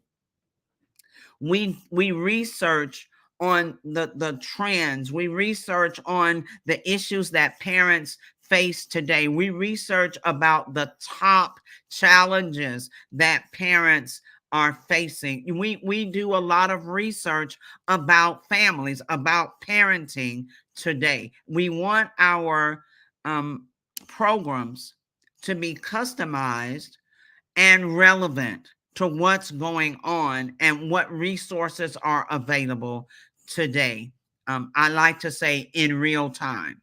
We want to be sure of the relevance based on the age of our parents. We realize we have a lot of grandparents that are raising children, their grandchildren. So we have to make sure that we can identify with them. We have information for them to help them. We have to, again, meet the parents where they are. We don't judge parents. We're not here to judge, but we are here to nudge them from where they are to a higher level in parenting skills. Now, one of the things I do want to make sure I cover, and it's about examples of innovative approaches with our training. In our training, we try to make sure that we are engaging so deeply with our audience. We have challenges, and challenges are a big thing today. Challenges. We have a 5-day training and more than likely a 5-day challenge to go along with that. We have, of course, quizzes and worksheets and assignments, but we have riddles. We have behind the scene VIP inclusivity, so that our consultants, as we train them, they'll understand all that goes together in providing the training for them. We gamify our training, and most people play games on their phone. And so with all the bells and the whistles, we make sure that we add all of that into our training, for the dopamine effect.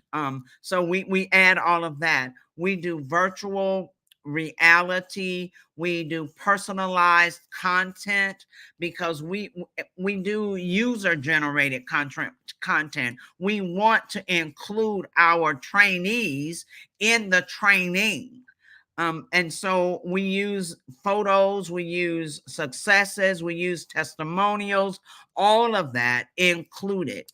And we do in-person meetups. Yes, our training is virtual, but it is a totally different dynamic when you meet people face to face.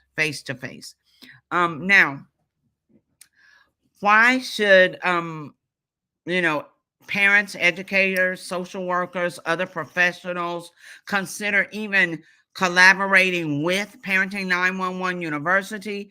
Because parents, teachers, and even students right now are bombarded with different agencies providing different resources, doing different things, having different events going on. And it would be worth the while to honestly network and collaborate all of these efforts for the success of our parents and families. And Parenting 911 wishes to do that. Collaborate all of these efforts from agencies and community groups and even churches. Collaborate all these efforts together to help have more productivity and not have so many individual things going on all the time.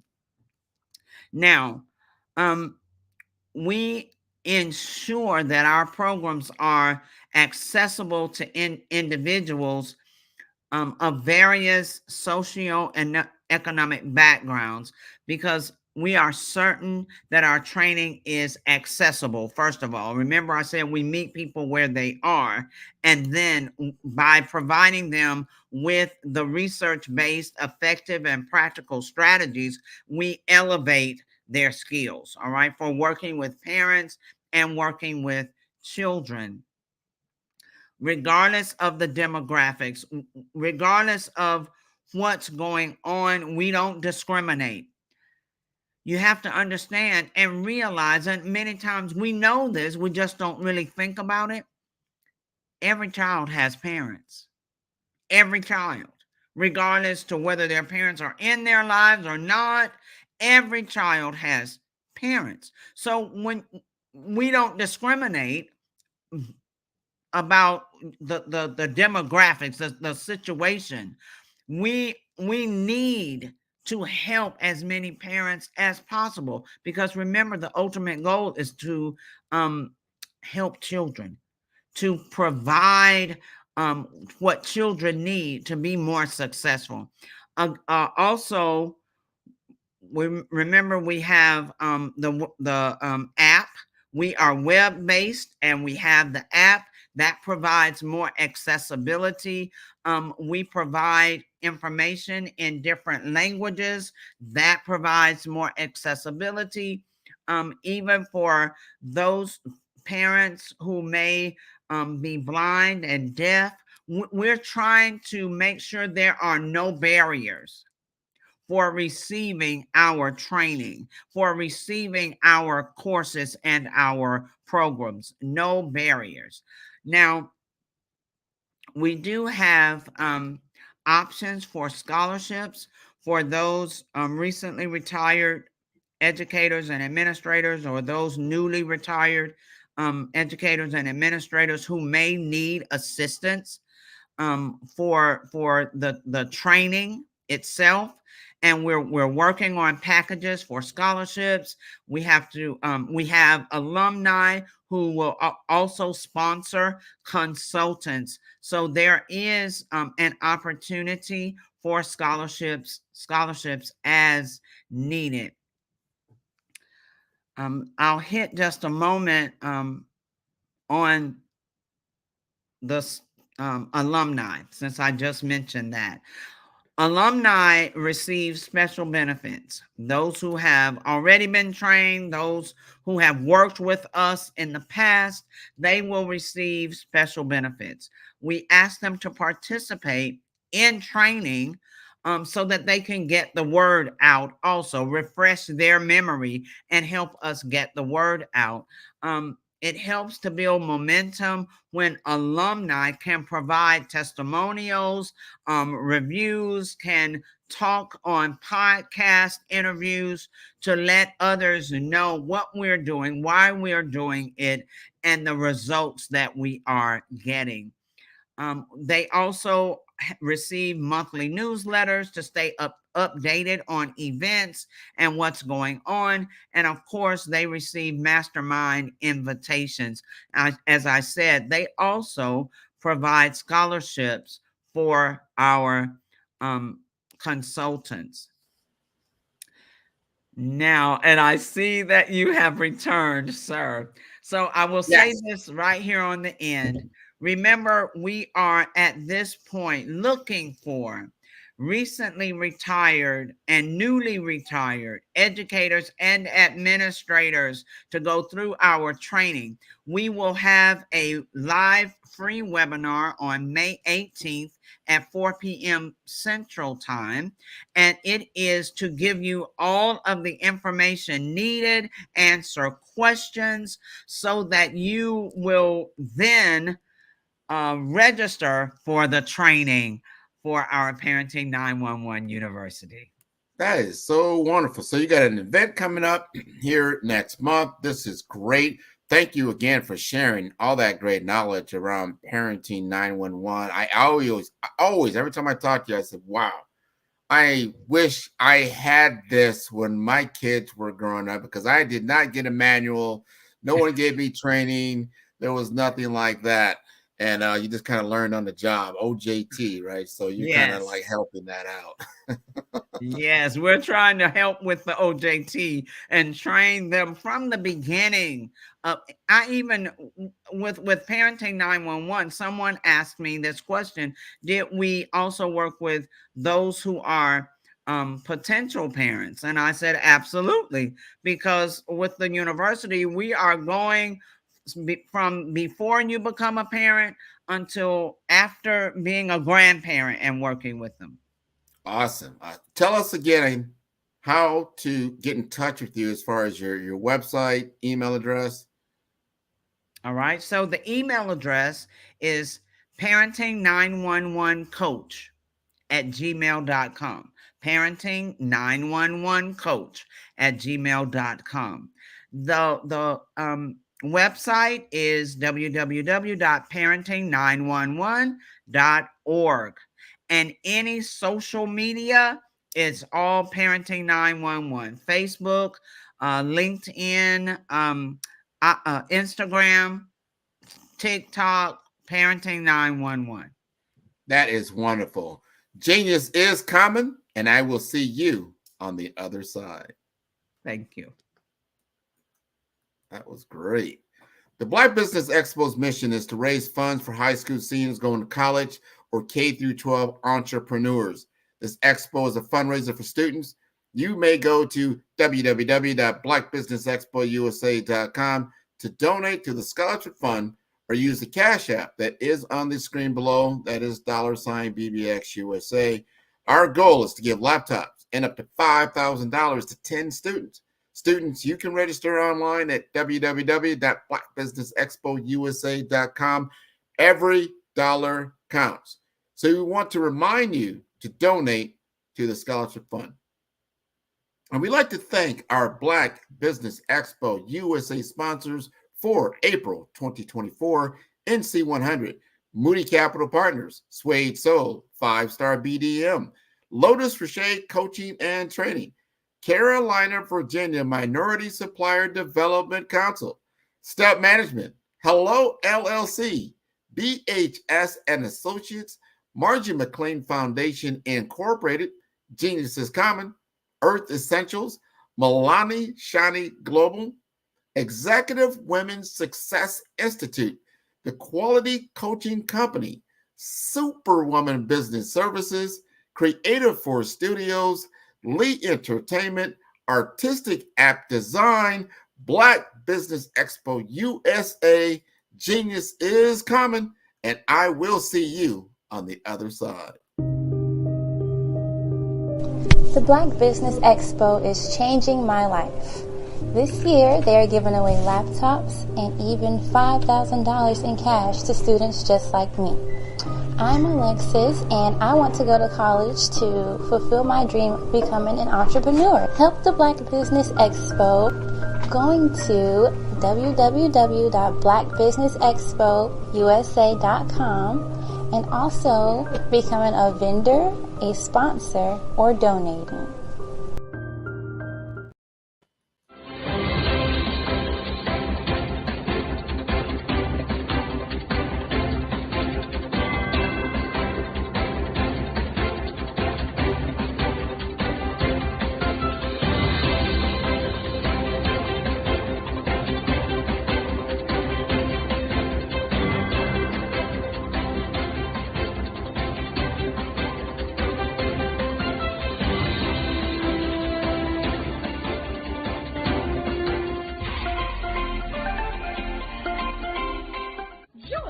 Dr. Eric Kelly III and a host of phenomenal speakers from all around the globe for this 7-day virtual event that you don't want to miss.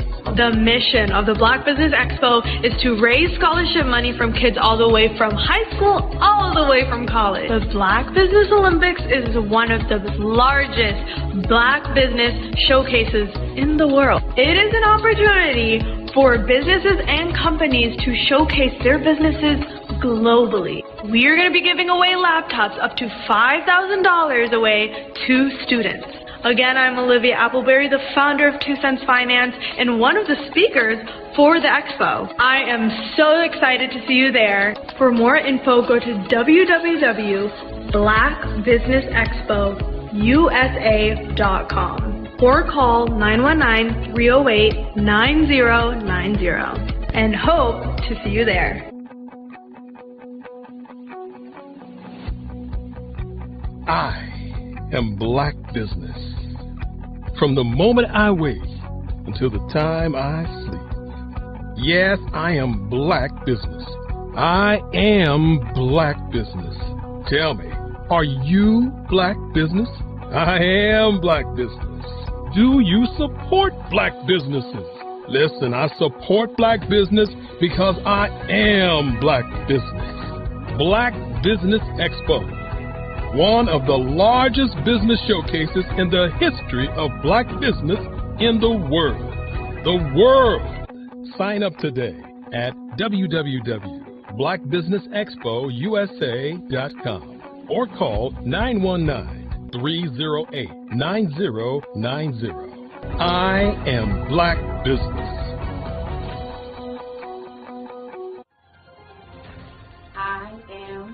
Black business. From the moment I wake until the time I sleep, I am Black business. I am Black business. Are you Black business? I am Black business. Do you support Black businesses? I support Black business because I am Black business. Black Business Expo, one of the largest business showcases in the history of Black America in North Carolina. Join Dr. Eric Kelly III and a host of phenomenal speakers from all around the globe for this 7-day virtual event that you don't want to miss.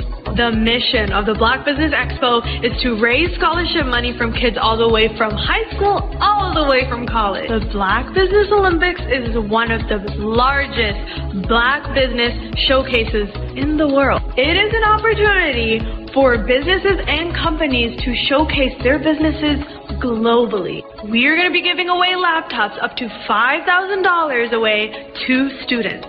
Again, I'm Olivia Appleberry, the founder of 2 Cents Finance and one of the speakers for the expo. I am so excited to see you there. For more info, go to www.blackbusinessexpousa.com or call 919-308-9090 and hope to see you there.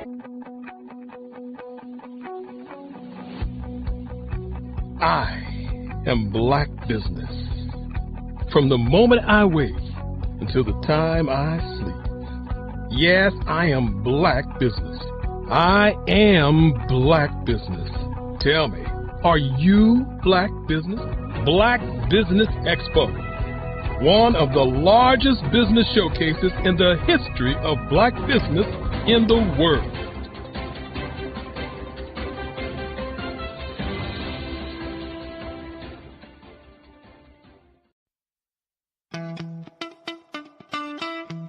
How many times have you been asked to help someone you didn't even know, a student, a business entrepreneur, or did you ever even ask, where did they end up?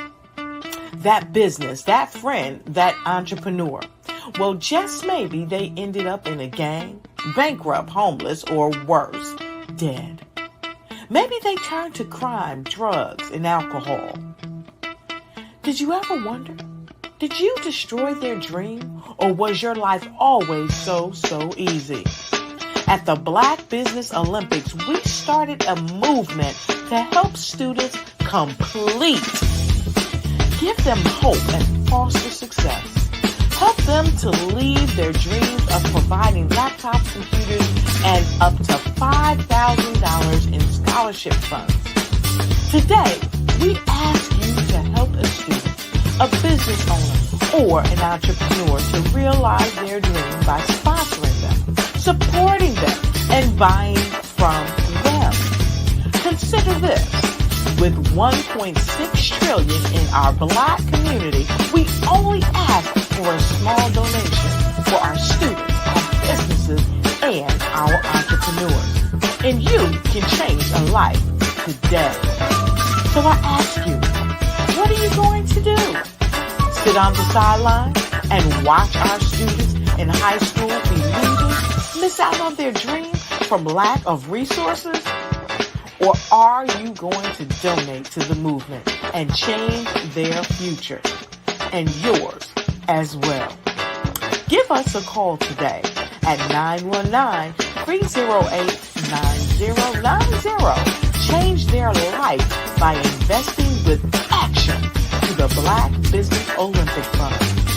The Black Business Olympics, one of the largest business showcases of Black business in the history of the world.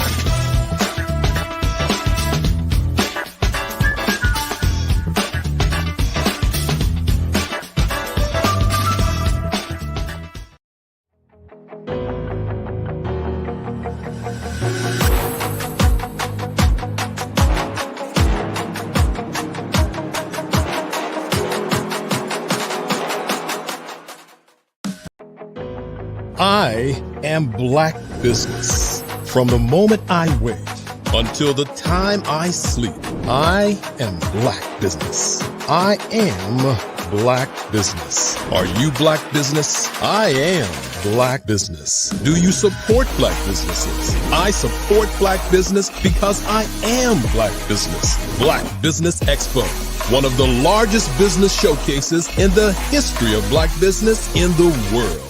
Sign up today at www.blackbusinessexpousa.com or call 919-308-9090. I am Black Business.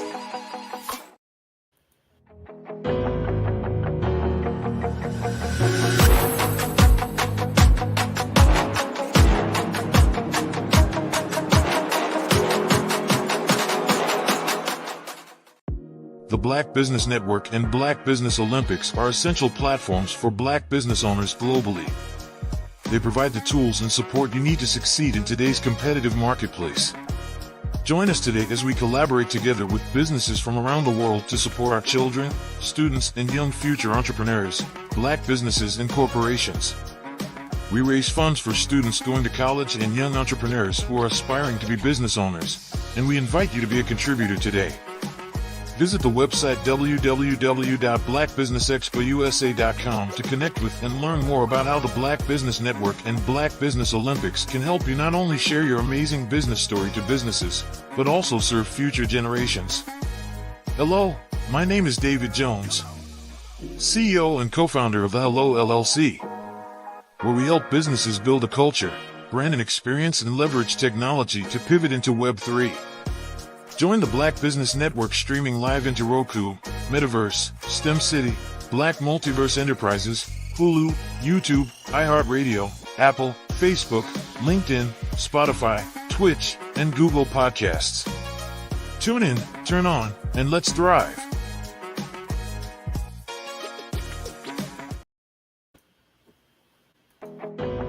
I am Black Business. From the moment I wake until the time I sleep, I am Black Business. I am Black Business. Are you Black Business? I am Black Business. Do you support Black businesses? I support Black business because I am Black Business. Black Business Expo, one of the largest business showcases in the history of Black business in the world.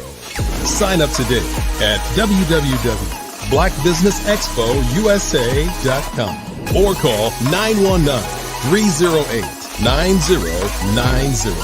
I am Black Business. The Black Business Expo's mission is to raise funds for high school seniors going to college or K through 12 entrepreneurs.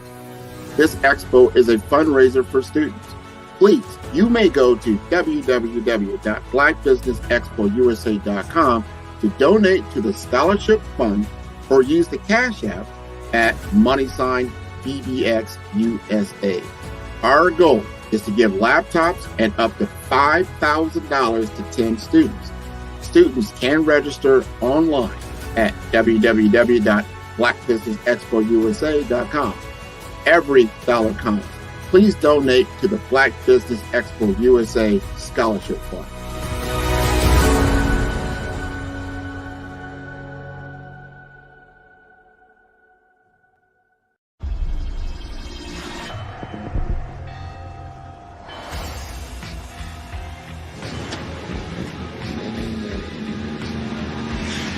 La connexion. La connexion.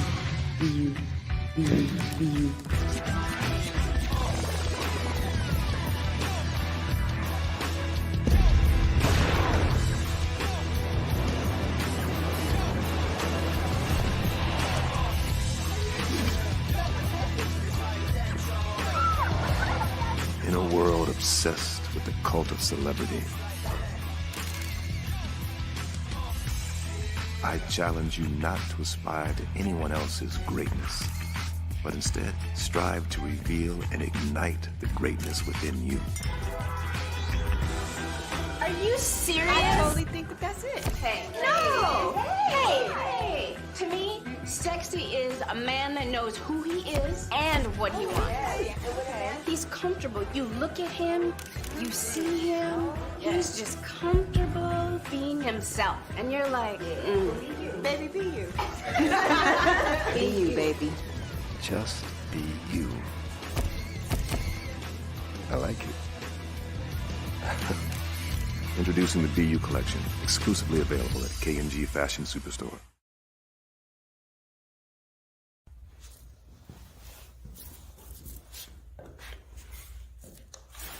How you doing? I'm Rodney Allen Rippey. Yeah, the child actor. Well, now, leading man. Some of you might remember back in the day, the Harlem Globetrotters popcorn machine. Remember that? Well, it was a Saturday morning special that would come on, and I was there with Geese and Tex and Meadowlark Lemon. Remember the show? Well, I had a great time. And I have to say a huge, huge thank you to all my fans out there. Thank you for all the years of support. I went on from the entertainment industry. I started getting into producing and directing. And now, hey, here I am. I'm a studio executive here in Burbank, California at 2526 Studios. I have to say, it's been pretty good, but the best is yet to come. Please stay encouraged. Keep reaching for your dreams and never forget that genius is common. Remember that. Genius is common. No matter what anyone says to you, no matter how tough the road may get, keep striving. Keep reaching for your dreams. And always know that you are worth it. Everything that you put into yourself, everything good that you pour into your life, you are worth it. And when the times get tough, when things don't go exactly right, it's okay. Dust your shoulders off. Stand up strong. And remember, genius is common.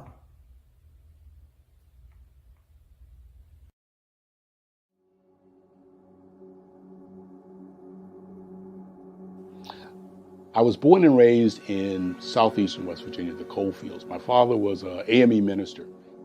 For me, I was very fortunate. Even though I grew up in the segregated South, I was surrounded by flourishing Black businesses. Doctors, lawyers, bankers, dentists. They were all there and they were all successful. And I guess that's part of my dream, is to see that success come back. My name is Joseph Simmons, and I am the founder of the Center for Micro-Entrepreneurial Training. We have this moment in time where we can change the trajectory of people. And our focus is on women, Black and brown entrepreneurs, and their access to capital, their ability to build thriving businesses, the ability to employ people. There's a study that showed that in those three communities, especially Black and brown communities, $1 stays in those communities for 30 minutes. In white community, $1 stays in their communities for 8 hours. So think about it. For you in a Black or brown community to get gas, to get food, to go to a restaurant, you've got to leave your community, take those dollars out of that community and take it to another community that's already being well served. So if we can reverse that, if we can go from 30 minutes to an hour to 2 hours, that's progress. That's what we need to do. I was with SCORE. And then in May of 2020, of course, the events happened in regards to the murder of George Floyd. The other thing that I was experiencing was the denials of federal funds for small businesses. And it revolved around one thing. These businesses were not being prepared for grants and for government programs. And I came up with the idea for the Center for Micro-Entrepreneurial based off those two things. Morgan Stanley had a report out in 2020, first quarter, and it talked about there were 3 groups that were massively devastated by COVID-19 on their business. That was 1, women, number 2, Black, and number 3, brown entrepreneurs. The research showed that they had less cash on hand, they had less opportunity to go into a bank and get money, and they were very dependent on family and friends to keep their business up and running. If we can focus on those three groups, then we can have a dramatic impact on our communities. Really, the focus is on three areas. And those three areas are: one, the people; number two, the courses; and number three, a support network. Here at CMAT, we will provide you with the fundamentals for generational success. And you will be creating a vibrant community by attending our 5-day immersive training course.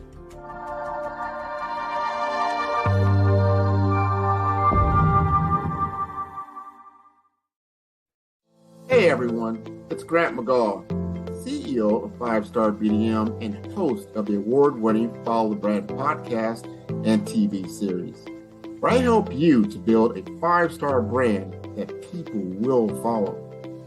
My genius is personal brand development through intelligent communication and helping you achieve your business and career goals. I am a requested speaker on digital technology and brand development issues.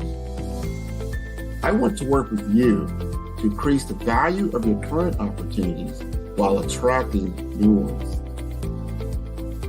Every one of you is unique, and we all share challenges that can be addressed through smart branding. As a super connector, I work with you as an executive coach to guide you along the complicated business and career development road, providing the enhancement tools and information you need to succeed. Together, I will help you succeed in today's challenging business climate. I will evaluate and measure your progress. Best of all, I am right alongside you every step of the way. Build the brand called you. Genius is coming.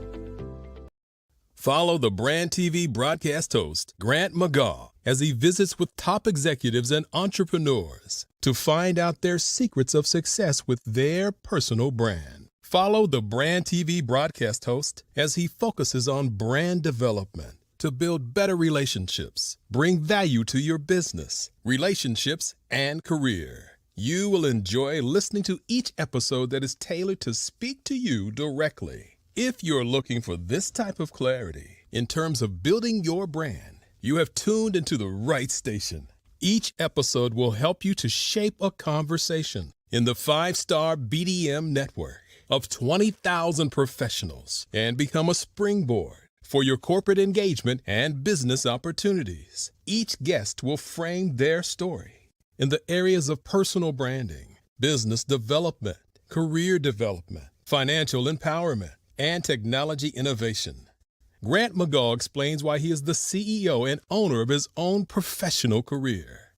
Grant is an accomplished business leader and entrepreneur who wants to give back to individuals to grow their personal brand strategy. Tune in as he weaves his story about new possibilities, while to you exceed expectations. If you love storytelling, this show will make for fun.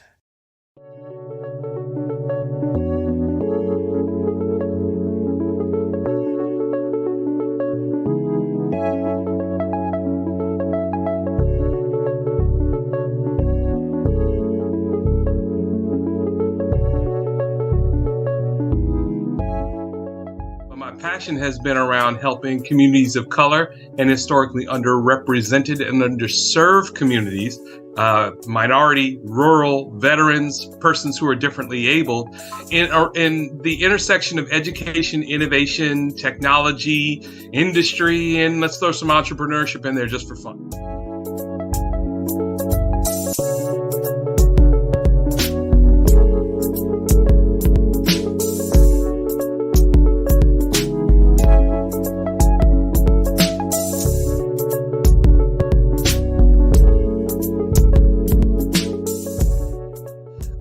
More around innovation, incubators, accelerators. I love the idea of going from innovation to commercialization.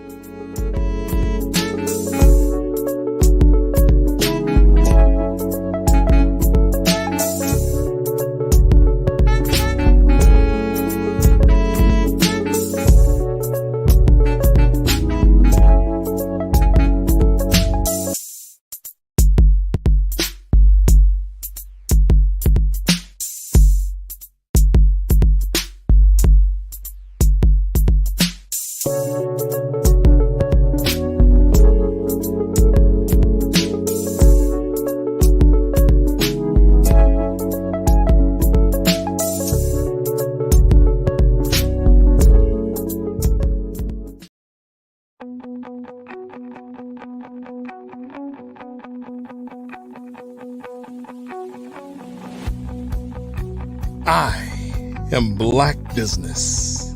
From the moment I wake until the time I sleep. Yes, I am Black Business. I am Black Business. Tell me, are you Black Business? I am Black Business. Do you support Black businesses? Listen, I support Black business because I am Black Business. Black Business Expo, one of the largest business showcases in the history of Black business in the world. The world! Sign up today at www.blackbusinessexpousa.com or call 919-308-9090. I am Black Business.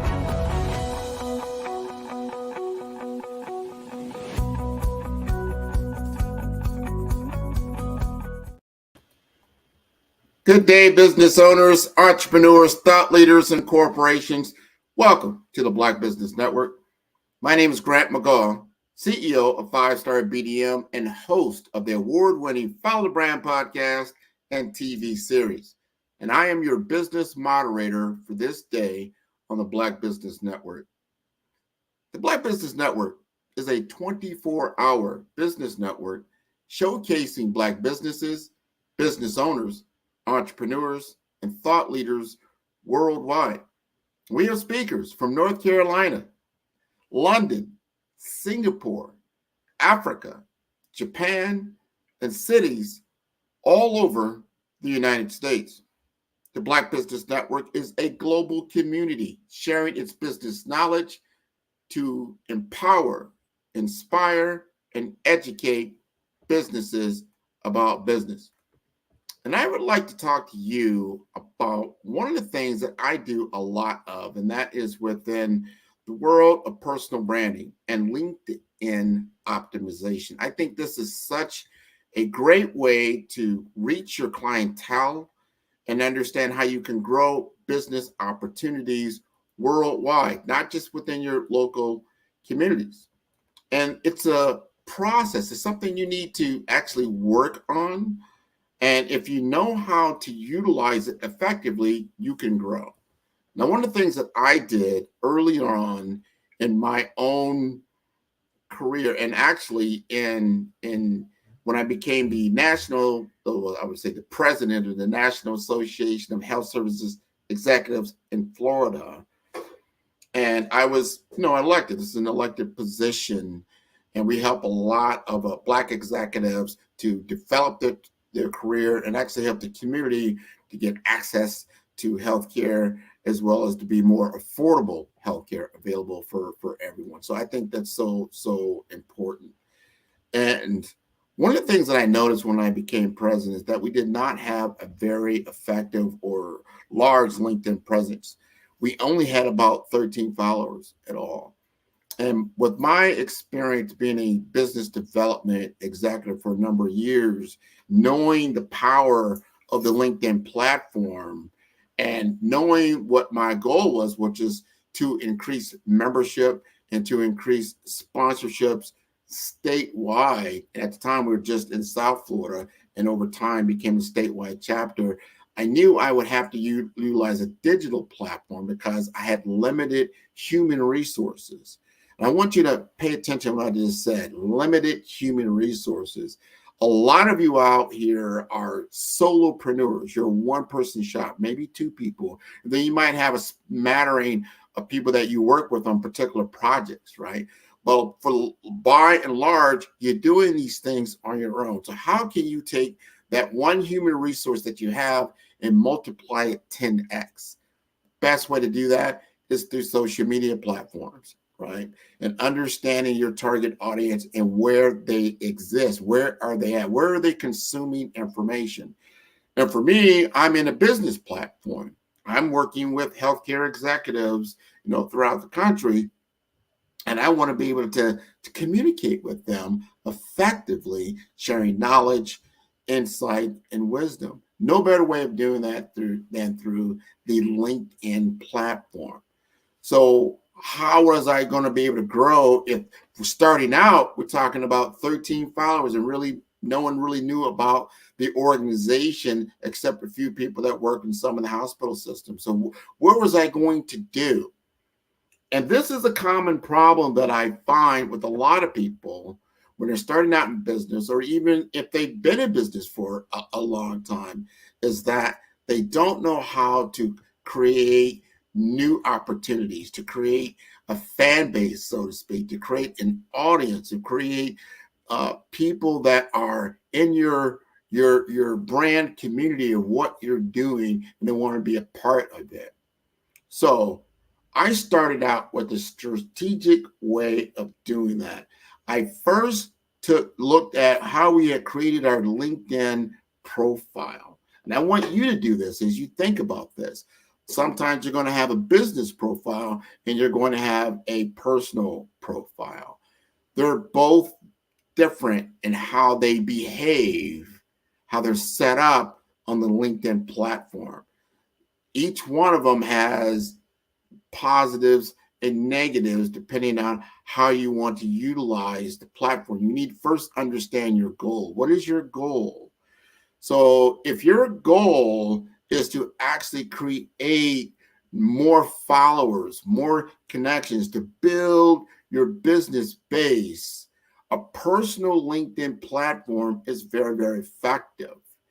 And I knew this because I have more control over the connections that I'm looking to seek out and work with. And the platform gives me more autonomy when I'm doing search within LinkedIn to be able to find individuals. Very, very important. So my best practice to you is set up both. Have a LinkedIn profile that's your profile, who you are, like myself, Grant McGaw, and then have a company profile. My company is 5-Star BDM, and set that up as well. Make sure that you get your logos within your company profile, and make sure that your LinkedIn profile has your professional headshot so that it's ready for business. So it's storefront quality. So when you go to your LinkedIn profile, it tells a story. It's just not there. You just don't have it. It just exists. It tells a story, because that is how you show up. As you see right now, I'm on this platform. I have my business suit, I have my tie on, and I'm looking very professional. I want to make sure that my LinkedIn profile is the same, that it's professional. So someone, you never know who's looking at your profile. So if someone does look at your profile, they're going to get that professional image. That first time someone sees you, that first impression that someone has, typically in today's world, it's digital first. So that first impression is going to be digital. So you want to make sure that when they see you, that they see your professional side of yourself, especially on a B2B or business to business platform, right? So once you've got that built out, I'm not going to go into how to build out the entire profile. I've talked about that in the past, and you can find this information on my website at 5-Star BDM, or on my YouTube site on 5-Star BDM as well, when I go into some in-depth about how to build out your personal brand on a LinkedIn stage. What I'm talking about now is business development on LinkedIn, the how-to, what you need to be doing. I went from 13 connections, and using this as an example, with the National Association of Health Service Executives in Florida, started out with 13, but by the time I left that position in 2 years, I had well over 10,000 followers. 10,000 followers. Talk about a 10x, it's just about a 10,000x. How did I do that is the goal. Who would not want 10,000 people following them, whether it's in your emails or your business platform or your LinkedIn feed, that where you can communicate and then move people that are into an awareness of your product or service, into considering you for business, and then obviously being able to close them when it comes to conversion, right? That's very, very important. How do you do that? Number one, I had to first create that storyline. I had to get good content available about the organization and put that out in a form in which they could consume, and they found entertaining and with information. Infotainment, very, very important. I showcased our events that we had coming up. I showcased our particular people that were members of the organization so they can see, hey, these are high profile people that are a part of this organization. I might want to take a look at that. And I'm posting this information in a palatable way, meaning they could consume it. They would see, very great or good social cards about an individual, could be a CEO of an organization, some of the things they had going on within their community, and they would want you to connect. Also, an event that would be coming up, and this showcase, this particular executive would be at this event. And if you're in the business of healthcare, why would you not want to show up and to network with them, right, for career development and business development? And I'm putting this information out there on a daily basis so people are seeing it, right? So that's the first thing you've got to do, right? You've got to put the information out there. I've been an avid fisherman here in South Florida where I live for a long, long time. And the thing that I've learned about fishing, I've been fishing for 50 plus years, you got to have the right bait. There's fish out there in the water for sure, but they won't, come to you unless you put something out there that's going to be attractive to them, in which they're like, "Ooh, that looks good," And for fish, they want to consume that, right? They want to consume it, and then now you've got them. You pull them in. Same type of concept. You've got to put the right bait out there, and not just any old thing. You got to put information. What human beings love is knowledge. They want more knowledge. They want more experience. They want more insight. And then they have goals. They want to create opportunities for them for career and business development. They want to grow their network. So you want to put that kind of information out there, that kind of content out there. So they say, oh, wow, I can consume this and I'm going to get what I'm looking for, right? Once you're doing that and you've become visible, right? You become very visible. Then you go into the next stage. And the next stage for me, and I want you to follow this, this is a very good process. As I'm putting my information out, I'm starting to see people who like my content, who are sharing my content, who are commenting on my content. And then I'm going to engage with them. I'm going to then send them a connection request. Oh, wow, I see that Sarah liked my content. I'm going to send her a request if she's not connected to me. And remember, at the time I started, I didn't have a lot of connections. And if you have fewer than 500 connections, I insist that you tune in to what I'm talking about, how to grow your network on LinkedIn. And you don't want to just grow it willy-nilly. You don't want just anybody connecting to you. You want an audience. Someone, just like if you went to a play or you went to a concert or you went to a football game, you're paying to be in that audience because you're gaining something from that, whether it's entertainment or information or something to that you were intentional about being part of that audience. So you don't want just anybody. You want people that are interested in what you're doing, and you garner that interest by putting the content out, right? First, then you see who's interested, and they show their interest through liking your content, through commenting on your content, and through sharing your content. And then you engage with them. You say, oh, okay, Sarah really liked that. I'm going to send her a connection request. So this is something you cannot do on a company page. You can do this on a personal page. That's why you need both. Now I've connected to her. I've sent her a request. And because I have a very good LinkedIn profile, and because she has been interested in the content that I put out there, that you most likely, the likelihood of them connecting to, the probability goes exponentially higher that they'll go ahead and connect with me. Like, hey, this guy was interesting. I like this information he put out there. He just requested to connect with me. Sure, I'll connect with him. Now, don't do the classic mistake that I see so many times where people will then just immediately solicit you, for their business, their product, or service. That is the wrong move. That's not the time to do that. I got very good information from someone once, a very good brand strategist in his own right. And he told me a lot of times the business development process is like a phone, meaning how you're dialing up business.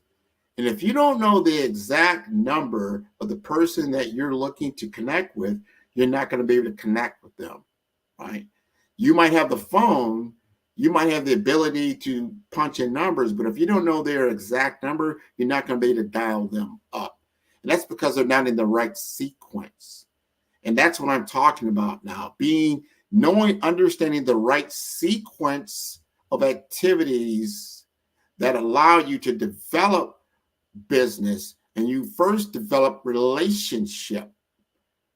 If you don't begin to garner relationship first, then you cannot move directly into business opportunity, immediately. It's out of order. First, allow people to know who you really are. You've now made a connection. You've become more visible to them. You're connected to them on the platform. And then what I do, and I might do this in a day or two, or sometimes in within a month, because I got so many other things that are happening. But at that time, I wanted to grow quickly.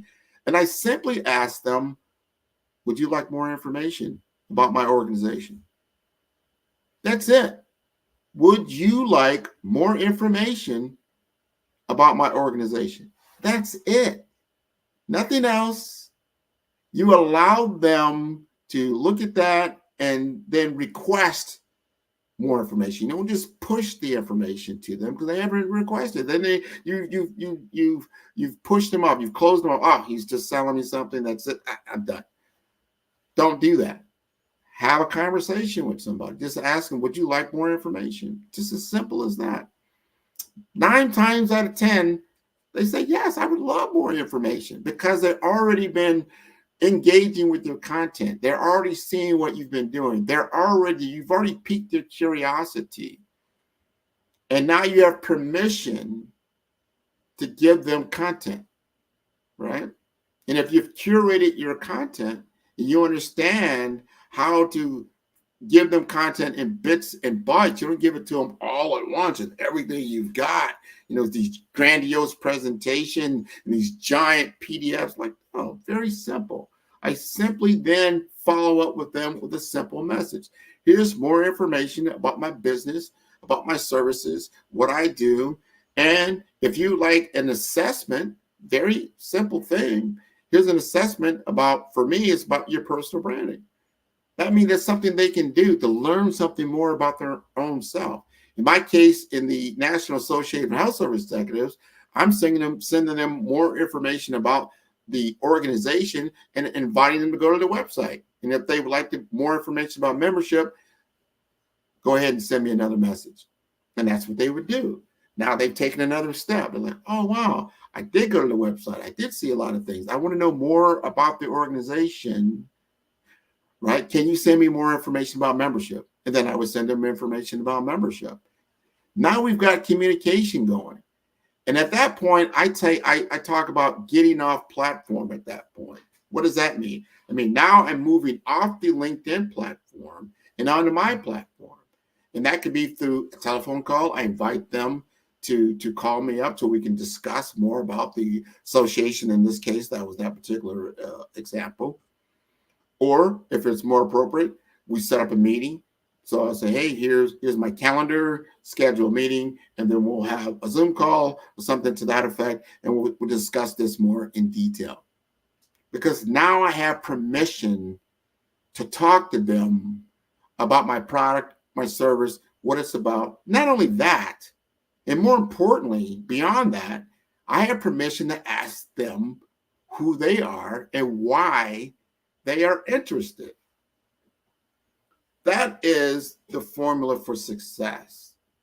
So when you get them off platform, begin to ask them about who they are and why they're interested. Knowing who your audience is or your potential client is more than your product or service is a key differentiator in business development. Asking them who they are and why they are interested. Because you might find out a whole lot of things. You just start pushing your product and service again all the time. You're like, well, I'm not interested in that. Or you don't really know why they would be interested in that. Don't be so quick to pull the trigger, right? We do this, and I go back to my fishing analogy. You know, that's somebody who's nibbling on the bait, right? The fish is out there, they're nibbling on the bait. But if you just jerk it up, right, guess what? You miss them, and the fish is gone. Don't do that. Take your time, allow them to run with the bait, right? And then you can pull them in, right? Invite them into your home, right? And then you can begin to have more meaningful discussions with them, because I want them to not be sold on my product. I want them to buy. I want them, people like to buy things. They don't like to be sold things. They like to buy things. They like to make choices. They like to make decisions. My job is to give them enough information so they can make an intelligent decision, because I want their buy-in on this. If people feel like they were sold something, usually that's a negative vibe. They feel like, I got sold this. That's what they say. When they say, I bought this, usually that's a different conversation. So getting back to how I grew LinkedIn, that's how you develop a connection. That's how you begin to invite people into your product or service, what you're doing, and that they have buy-in, right? And you're developing that over it. It's a repeatable process. But then how did you discover? Because that's just like, well, Grant, everybody out there is not liking or commenting or sharing my information.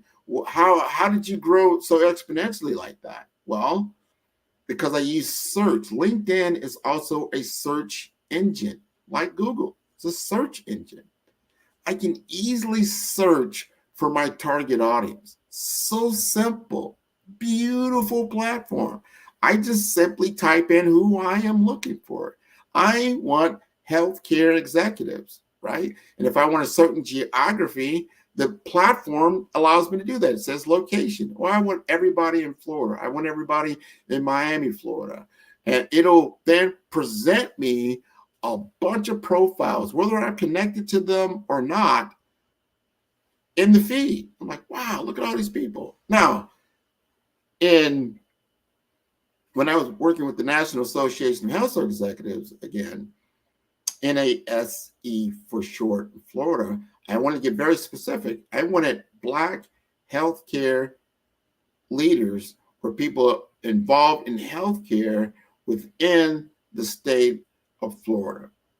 So I would then do a search. Healthcare administrative leaders. Maybe I would put something like that. Healthcare executives, right? If I want to get more C-level, if I want to get to the VP level, if I want to get into director or management level, I would just look for that type of a title. Then I would look for that location. It would then give me a feed. I would see everybody that's there, right? And if I wasn't connected to them, now here's the key. In my world, I'm looking for Black healthcare executives. So it was so simple. I would see a person of color there, and then I would send them a connection request, right? And then again, they would see my profile. A lot of people, when they're connecting with certain individuals, all they're going to do is take 2 to 5 seconds to either connect with you or not. They're not going to do some in-depth look at everything on your LinkedIn profile. They're going to see who you are within 3 seconds and say, yeah, this is somebody I want to connect with. That's why your LinkedIn profile's got to be up to stuff. It's got to tell a quick story in a short period of time, like, yeah, this person is of interest to me. They're in my ball game. I'll connect with them. Because I want them to be connected to me, because then I could send them a direct message through LinkedIn. I don't have to use Sales Navigator, which is another platform within LinkedIn. And personally, I'm not a big fan of that. And I'll tell you why. And there's a lot of LinkedIn people like, why don't you do that? Because when you send an email to someone, it says email. And 90% of the emails that you receive are solicitations. So it has a negative connotation behind it. And everybody knows you're just in it for you. And you're just trying to sell them something. And that is not our intent here. Our intent is to build relationship, first. Build relationship. So I want to first connect with you. I want you to make the choice to connect with me. Once you've made that choice, and I don't want to come off as salesy, I want to come off as genuine. And I was very genuine. And when I know that they've now had time to see my content, I don't just immediately start sending them a direct message at that point once they've connected to me. Once they're connected to me and I start generating content, they're going to start seeing that content. Because a lot of times the LinkedIn algorithm will say, hey, this is a new connection. Let them see what Grant posts, what's out there, right? And once that's starting to take place, I start to then go back to that. And what LinkedIn does so beautifully is that it shows you who's viewed your profile. It actually tells you, right? So if you view my profile, Grant Begaw, on LinkedIn, I'm going to see that you view my profile. I'm like, oh, I'm going to take a look at that. And I'm like, oh, that's interesting. This person viewed my profile. They're probably interested, somewhat interested in what I'm doing. I want to make sure now I'll send them that message that I talked about earlier. Would you like more information about 5-star BDM, if that was the case? Would you like more information about the National Association of Health Executives in Florida? They're like, yes, I do. Now send them that information. I'll tell them about an event that's coming up. I'll do all these things because I'm giving them value, right? And then they want to connect with me. And again, my content is king. I'm showing them what they truly want. They want career development. They want business development. They're seeing the people that can actually grant that for them. They're starting to see the value of the network that I have. And so they readily want to connect with me. And I'm creating a really big buzz now on LinkedIn. So it becomes very easy for me to connect. And so now I'm growing from that first, those 13 followers to now 100 followers to 1,000 followers to 2,000 followers to 3 or 4, because every day, let's take another page out of my book on business development. You got to be religious about this. You got to be intentional about this. You got to get up in the morning and say, you know what? I am going to reach out to 50 people in my target audience who I want to know about my product or service every single day. 50 to 100 every single day.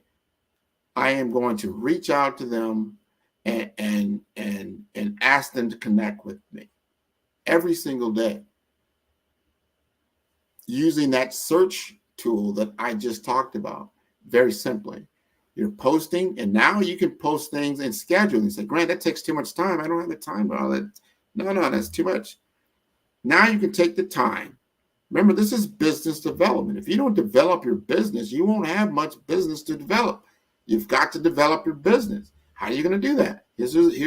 Here is a methodology for you to do that on a social media platform that exponentially will grow much faster, probably in any other way, if you follow the formula. So if you invest the time, let's say on a Monday morning, a Friday afternoon, whenever you have more idle time available, you know what? I'm going to create 5 great LinkedIn posts, and I'm going to put out there. They're going to have articles. They'll have video content. They'll have events that are coming up, things that are attractive to your target audience. Going back to what I said earlier, you got to have some good bait out there to attract the fish.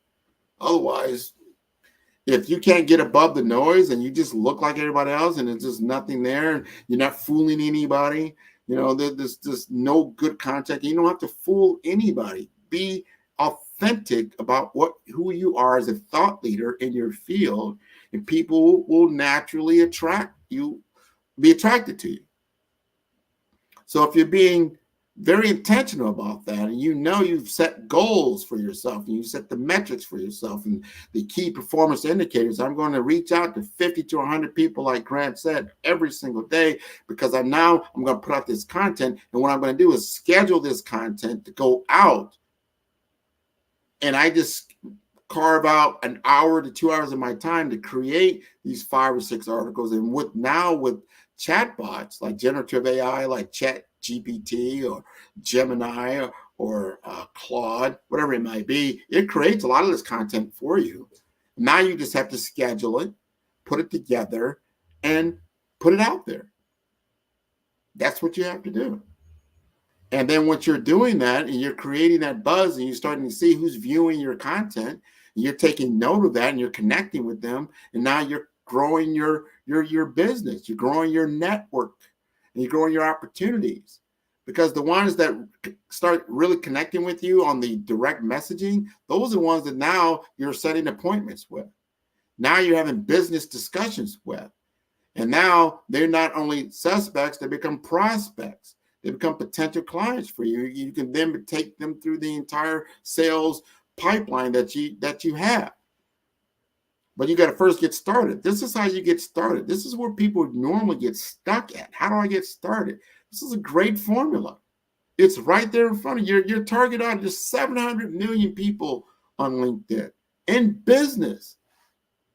And you can search for your target audience, your persona, the person that you're looking for, a group of people that you need, that you solve their big problem for, is right in front of you. You just not have to connect with them and bring value to them. Remember that. Bring value to them. Don't just start asking people for things. Bring value to them. As you bring value to them and you use, like Seth Godin says, permission-based marketing, you ask permission to send them more information. Would you like more? Well, yes, I would. And then they begin to engage with you because you have something that they need and you want to give it to them. And that's knowledge, information, insight, services that they can't get, and your head's above any competition. You haven't even started the competitive viewpoints at this point. You're just beginning the relationship part of it. I've built such an enormous network on LinkedIn of highly qualified professionals in healthcare and information technology that it's rival. I started to realize that my 20,000 people that I network with are my CRM. That is my customer relationship management tool. It's a wonderful tool to use that I integrate with, and that I give them good content, good information, and they enjoy this. And they readily connect with me, and they want to know more about me, not just myself, but the services that I have. Or they say, Grant, I see you're connected to so-and-so. Can you make an introduction? All these kinds of things are happening. This is digital networking. This is how this begins to happen. If you want more information about this, and you want to have a direct conversation with me about this and how you can start to implement these types of processes, please contact me at 5-Star BDM. That's 5-Star, B for brand, D for development, infomasters.com. Send me an email at grant.mcgaw@5starbdm.com. And I certainly can help you in all these different aspects of what you are doing. So I want to thank everybody. I want to thank the Black Business Network for continuously having me on the show, that I can bring value to them, bring value to the community, and begin to grow, and we all begin to prosper together. With that said, the Black Business Expo's mission is to raise funds for high school seniors going to college or K through 12 entrepreneurs. And this expo is a fundraiser for students. Students, you may go to blackbusinessexpousa.com to donate to the scholarship fund, or use the Cash App that is on the screen below. That is $BBXUXA. Our goal is to give laptops and up to $5,000 to 10 students. Students, you can register online at blackbusinessexpousa.com. Every dollar counts. So we want to remind you to donate to the scholarship fund. And we'd like to thank our Black Business Expo USA sponsors for April 2024, and they include NC100, Moody Capital Partners, Suede Soul, 5-Star BDM, Lotus for Shade Coaching and Training, Carolina, Virginia Minority Supplier Development Council, Step Management, Hello LLC, BHS and Associates, Margie McLean Foundation Incorporated, Genius is Common, Earth Essentials, Milani Shani Global, Executive Women's Success Institute, The Quality Coaching Company, Superwoman Business Services, Creative Force Studios, Lee Entertainment, Artistic App Design, Black Business USA, Genius is Common, and I'll see you on the other side. How many times have you been asked to help someone you didn't even know, a student, a business entrepreneur, or did you ever even ask, where did they end up? That business, that friend, that entrepreneur. Well, just maybe they ended up in a gang, bankrupt, homeless, or worse, dead. Maybe they turned to crime, drugs, and alcohol. Did you ever wonder? Did you destroy their dream, or was your life always so easy? At the Black Business Olympics, we started a movement to help students complete. Give them hope and foster success. Help them to leave their dreams of providing laptops, computers, and up to $5,000 in scholarship funds. Today, we ask you to help a student, a business owner, or an entrepreneur to realize their dream by sponsoring them, supporting them, and buying from them. Consider this. With $1.6 trillion in our Black community, we only ask for a small donation for our students, our businesses, and our entrepreneurs. And you can change a life today. So I ask you, what are you going to do? Sit on the sideline and watch our students in high school be leaders, miss out on their dream from lack of resources? Or are you going to donate to the movement and change their future and yours as well? Give us a call today at 919-308-9090. Change their life by investing with action to the Black Business Olympic Fund. The Black Business Olympics, one of the largest business showcases of Black business in the history of the world.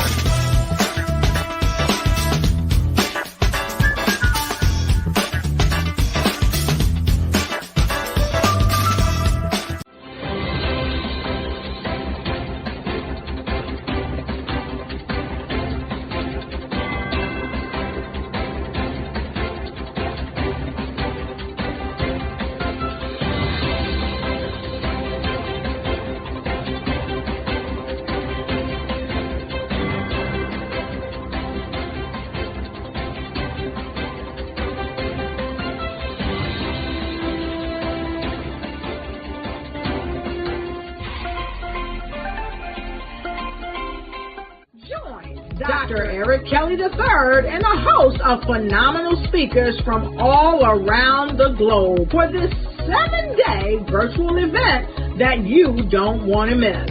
The mission of the Black Business Expo is to raise scholarship money from kids all the way from high school, all the way from college. The Black Business Olympics is one of the largest Black business showcases in the world. It is an opportunity for businesses and companies to showcase their businesses globally. We are going to be giving away laptops up to $5,000 away to students. Again, I'm Olivia Appleberry, the founder of 2 Cents Finance and one of the speakers for the expo. I am so excited to see you there. For more info, go to www.blackbusinessexpousa.com or call 919-308-9090 and hope to see you there.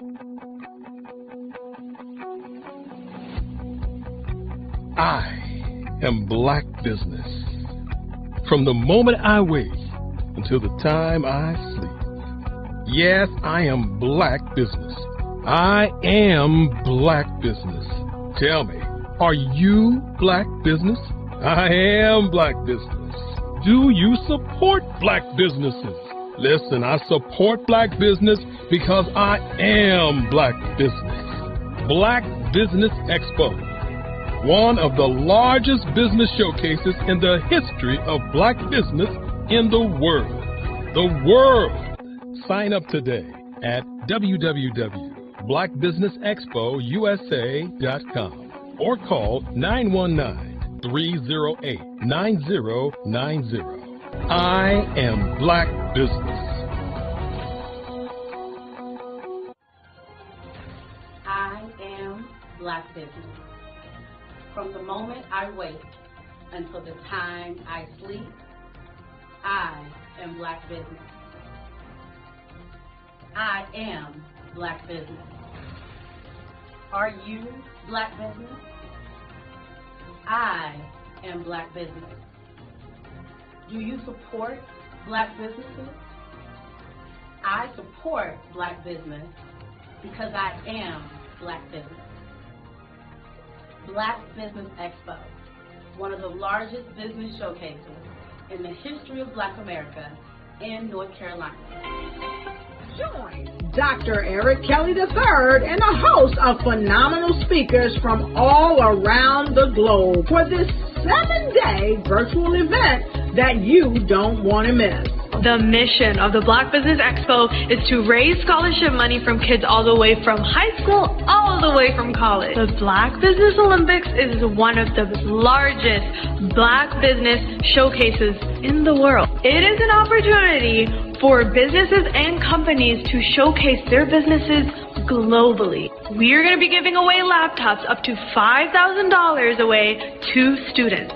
Again, I'm Olivia Appleberry, the founder of 2 Cents Finance and one of the speakers for the expo. I am so excited to see you there. For more info, go to www.blackbusinessexpousa.com or call 919-308-9090 and hope to see you there.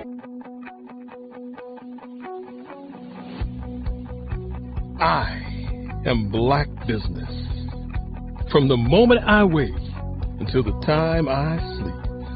Yes, I am Black business. I am Black business. Tell me, are you Black business? Black Business Expo, one of the largest business showcases in the history of Black business in the world.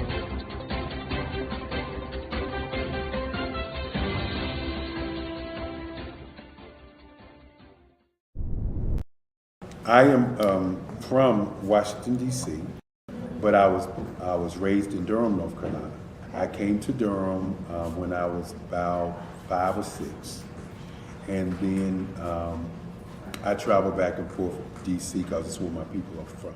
One of the unique things about my family is my mother, she's also an artist. She does quilting, and she does a lot of artistic things, and then my son, he draws with both hands, his right hand and his left hand, like I do.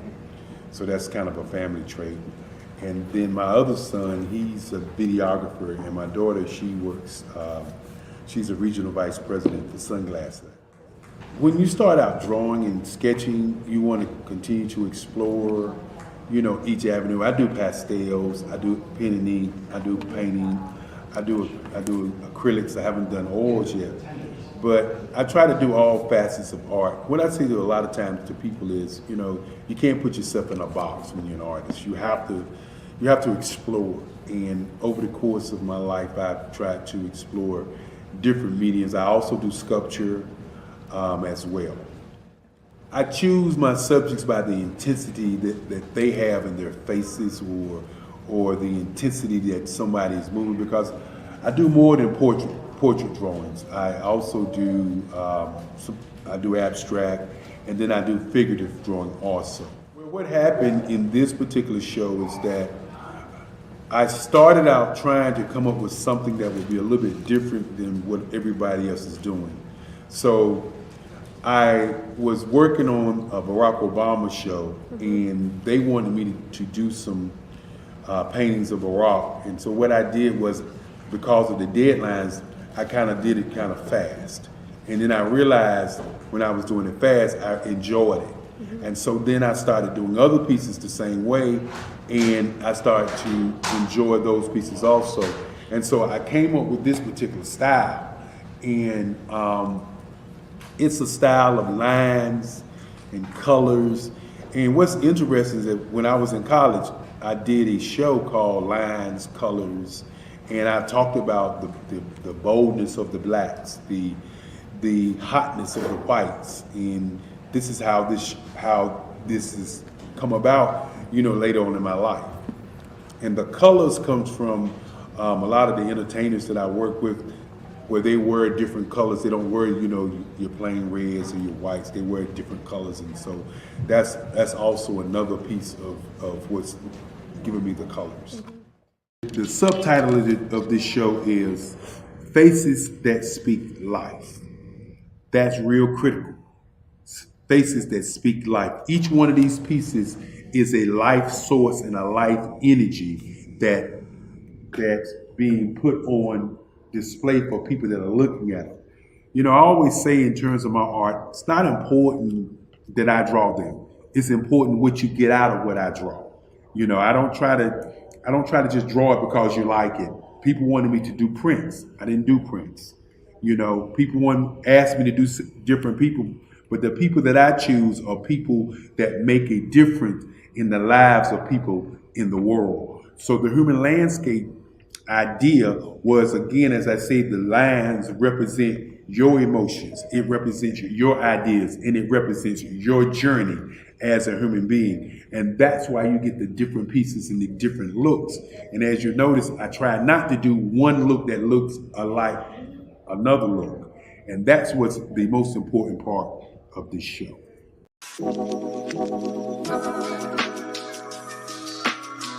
The African company and the African CEO is making a conscious decision to bring on someone external to the continent versus bringing on someone who is from Ghana or Kenya or South Africa.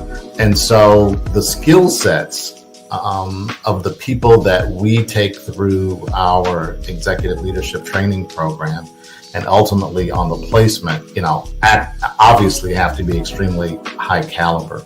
So what we look for are corporate executives at the vice president to C-suite level, as well as Black entrepreneurs.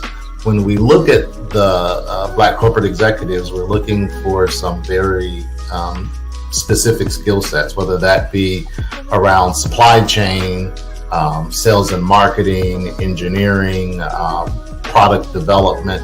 We want our folks to be able to add immediate value to the corporate board, right? And the other thing is, even if they don't necessarily have specific industry experience, they're bringing a diversity of thought.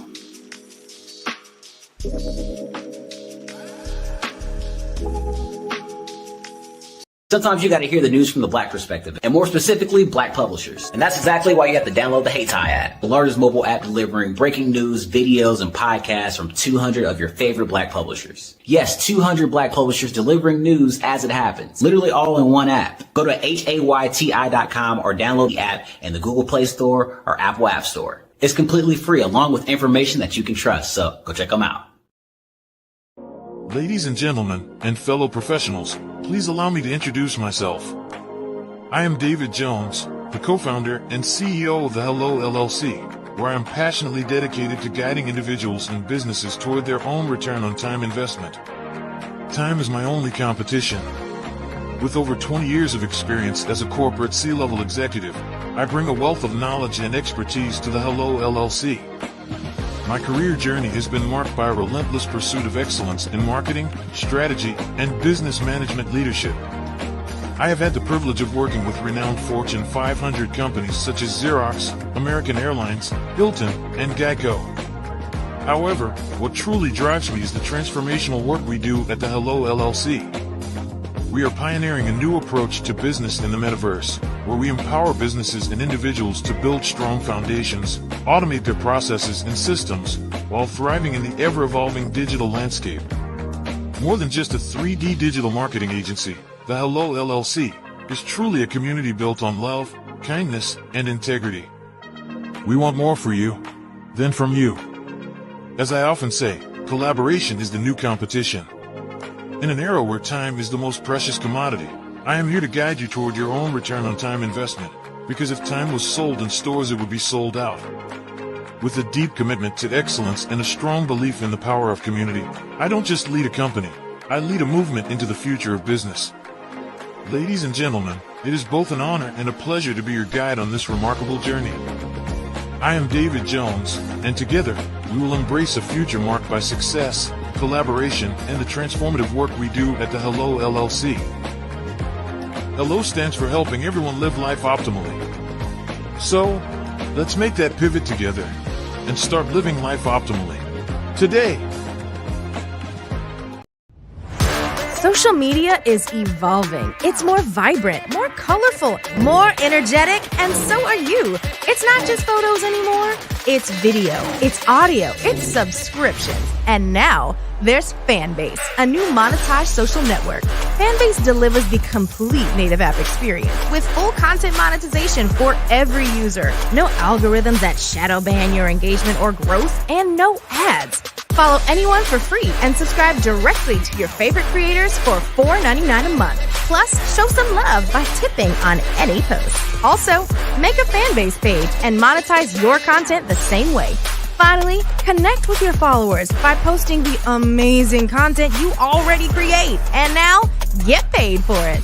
It's time to energize and monetize, because everyone's a fan of something and everyone has a fan base.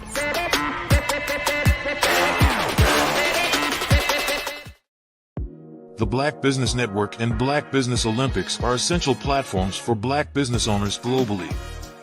They provide the tools and support you need to succeed in today's competitive marketplace.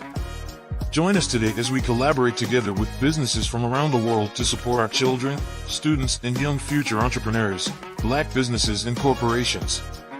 We raise funds for students going to college and young entrepreneurs who are aspiring to be business owners, and we invite you to be a contributor today. Visit the website www.blackbusinessexpousa.com to connect with and learn more about how the Black Business Network and Black Business Olympics can help you not only share your amazing business story to businesses, but also serve future generations. Hello, my name is David Jones, CEO and co-founder of the Hello LLC, where we help businesses build a culture, brand an experience, and leverage technology to pivot into Web3. Join the Black Business Network streaming live into Roku, Metaverse, STEM City, Black Multiverse Enterprises, Hulu, YouTube, iHeartRadio, Apple, Facebook, LinkedIn, Spotify, Twitch, and Google Podcasts. Tune in, turn on, and let's thrive.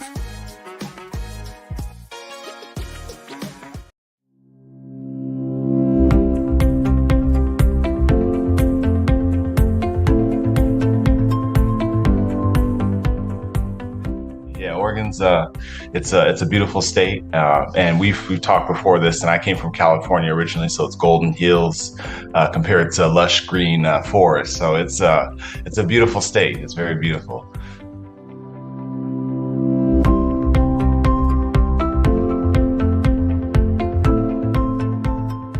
Understand how to take what you know in the real world as a human and what you know about your business. And you need to marry that with the algorithm. You need to combine human with machine learning.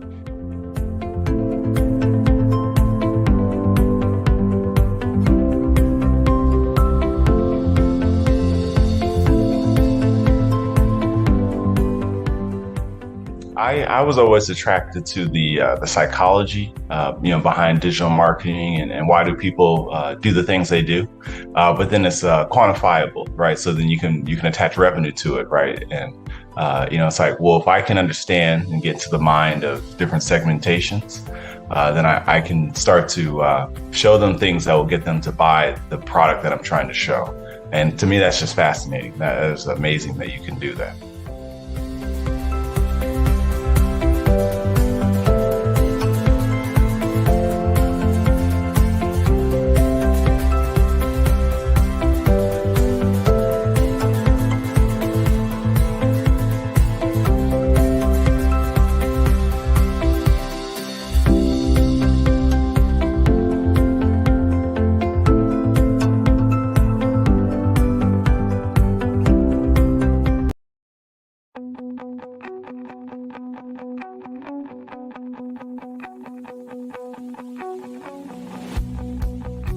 I am Black Business.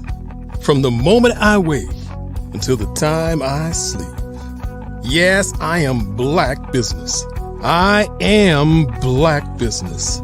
Tell me, are you Black Business? I am Black Business. Do you support Black businesses? Listen, I support Black business because I am Black Business.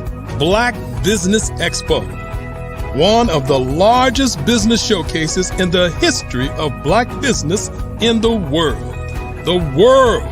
Sign up today at www.blackbusinessexpousa.com or call 919-308-9090. I am Black Business.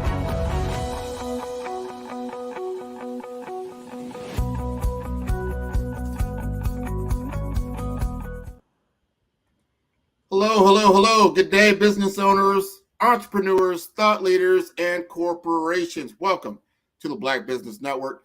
My name is Grant McGaugh, CEO of 5-Star BDM and host of the award-winning Follow the Brand podcast and TV series. And I am your business moderator for this day on the Black Business Network. The Black Business Network is a 24-hour business network showcasing Black businesses, business owners, entrepreneurs, and thought leaders worldwide. And we have speakers from North Carolina, London, Singapore, Africa, Japan, and cities all over the United States. The Black Business Network is a global community sharing its business knowledge to empower, inspire, and educate businesses about business. And our next speaker is Mr. Brenton Thomas. Brenton is the founder of Tweeby, digital marketing agency in Portland, Oregon.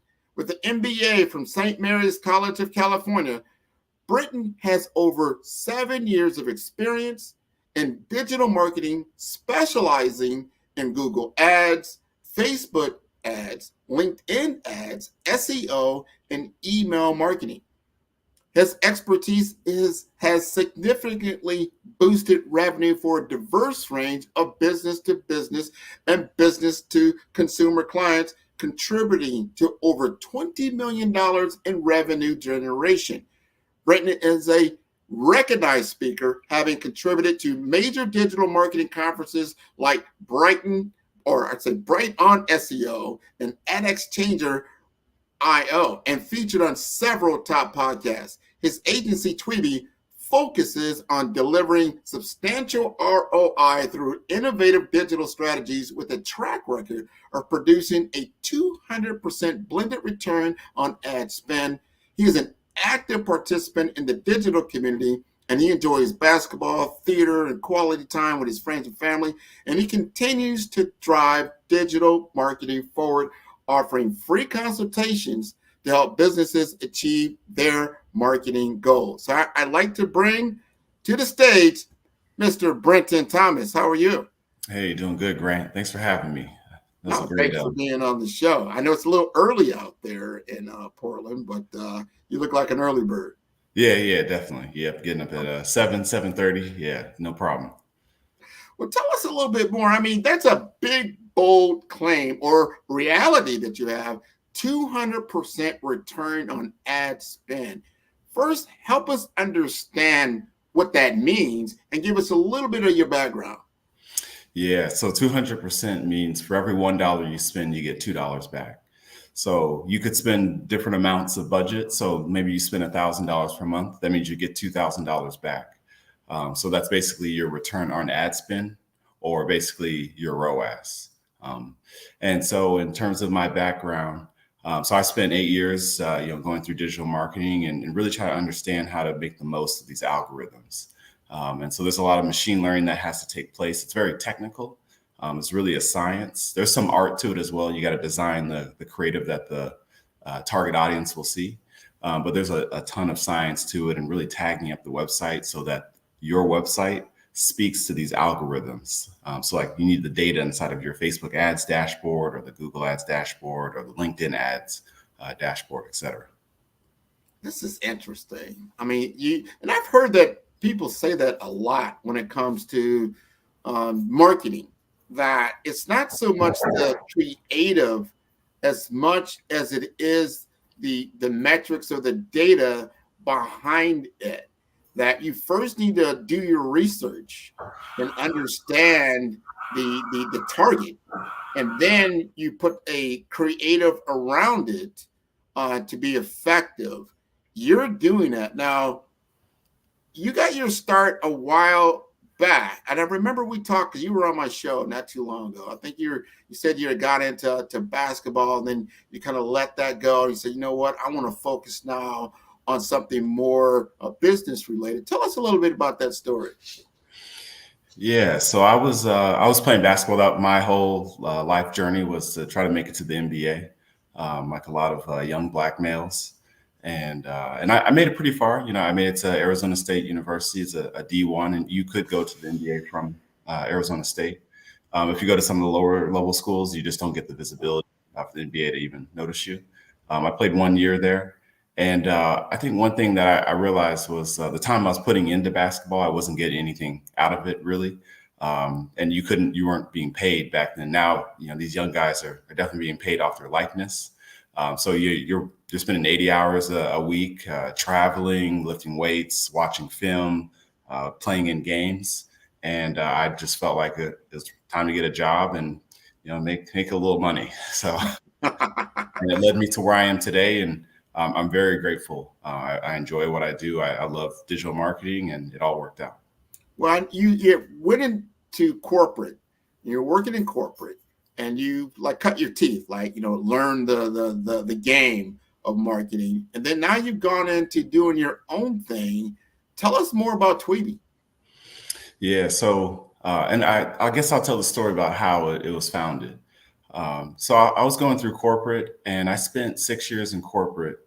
And I wasn't quite fulfilled, and a lot of managers they kind of tell me, hey, please don't speak in meetings, little things like that, and that was pretty hard to deal with. Just to sit there quietly, but then they would ask me a lot of questions after the meeting would end, right? So they're trying to harvest what I know, and then they would go to the meeting and look really smart, and that was really tough for me psychologically. So I did that for years, and then I received this job. I had turned 30 a couple of years ago. And I was a director of marketing for like a software company. And they're paying me the right amount. The title was there. The duties of the job were perfect. And the vice president of marketing, over time, she stopped talking to me more and more. And then one day, HR is on the call, and HR goes, we're letting you go after 3 months. And they had spent 3 months recruiting me. So you spent just as much time to get me there as I actually spent there. And so I was pretty disappointed. And so I spent about an hour, just calling friends and family and just telling them that I'm pretty disappointed that I don't have a job now. And that was the beginning of me working on the business plan for the agency I have today called Tweeby. And so just kept my head down, just kept working at it. And I think there's moments in life where you can just kind of give up and say this is just too tough. But actually, those are the defining moments that really can set you apart. And that was one of the greatest moments of my professional career was when I was let go. And what seems like could be a bad moment, it could be really great moments. Really good outcomes can come from really bad things that have happened. Absolutely. And I love that, because now you can set yourself free. You have a skill set. And I've heard that for so many different people, is that someone that wants to take credit for your work, your knowledge. But because they have the position, you're not allowed to showcase, who you are, what you do. In certain settings, not all settings in corporate America, but I can see where that can begin to turn you off. And then now you say, well, can I make it on my own? Is it possible? I have the skill set, but do you have the business knowledge and the relationships to be effective? One thing I liked about you that I noticed right off the bat, you invest in yourself. You believe, because if you tell someone, hey, you know what, you give me $1, I'm going to give you $2 back. And you believe in it, because there's a lot of claims out here. Everybody claims, like, yeah, give me your money and I'll give you more money back. Everybody knows it. But yet you have a formula behind it. You have a methodology behind it. You have a metric behind it Help us understand more of what's really happening in this algorithm world that we just don't understand. Yeah, so there's quite a bit, but I can simplify it. But essentially, you have your website, and in between, you need something to grab events that take place on your website, and use something like Google Tag Manager. And so inside of Google Tag Manager, if someone were to make a purchase, you need to isolate that event, and then you take that data, because this in between system called Google Tag Manager will hold the data.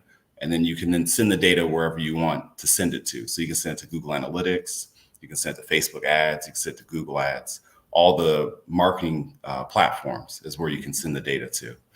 And so that process of knowing what to tag on your website and knowing how to tag it and then how to send it to the right place is essentially the technical side of it. Well, you said that so eloquently, and I know there's a lot to that. Most people don't even realize that. There's a lot of DIY out there, do it yourself. And there's a lot of tools out there, yet you can do certain things. But if you don't understand how these things go together, I gave a talk earlier around that. You might have a phone and you might be able to push digits on it, but if you don't know the right sequence, you will not be able to dial Brenton up. I have his actual number, so I can dial him up. But if I had to guess at that, it would probably be pretty much an impossibility. The probability of me actually finding his actual number and dialing it without knowing it is going to be bleak. But that is what's happening. Help us understand the difference between the DIY operator, your normal solopreneur. He's got a website out there. He possibly has some e-commerce connected to it. He's doing organic ads on Facebook and Instagram and things like that. Talk about the typical results they're going to get and why they need an expert like yourself. Yeah, so if you're running organic ads, I'm sure we've all noticed the algorithm doesn't make sense, right? So you're posting all this content. The content that you spend the most time on, it has zero reach. It doesn't do very well. And then the video that's 3 seconds, it reaches all these people and maybe go viral. Then you try to recreate it organically, and then it just doesn't do the same thing. And it's just not recreatable, and it's tough. It's really hard. And it takes a long time to build the audience in Instagram or Facebook or any of these platforms organically. But through paid ads, you can reach your audience immediately. And so my whole goal for my clients is just two things. Either it's revenue or it's lead generation. It just depends on the type of business I'm working with. And all my clients say they just want essentially money at the bottom of their sales funnel. So just making sure that we teach the algorithm inside of these platforms through paid ads that I needed to find money and use historical data based on past purchases or past leads to find more of that thing. And that's where that software, Google Tag Manager, allows the website to speak to Facebook ads or Google ads based on leads generated or revenue generated. That's not a pixel. Is that a pixel? Is that something different from a pixel? Yeah, it's a pixel. Yeah. It is the pixel. All right. I want to make sure I knew my knowledge was still correct. So you've got to have that integration that's taking place there.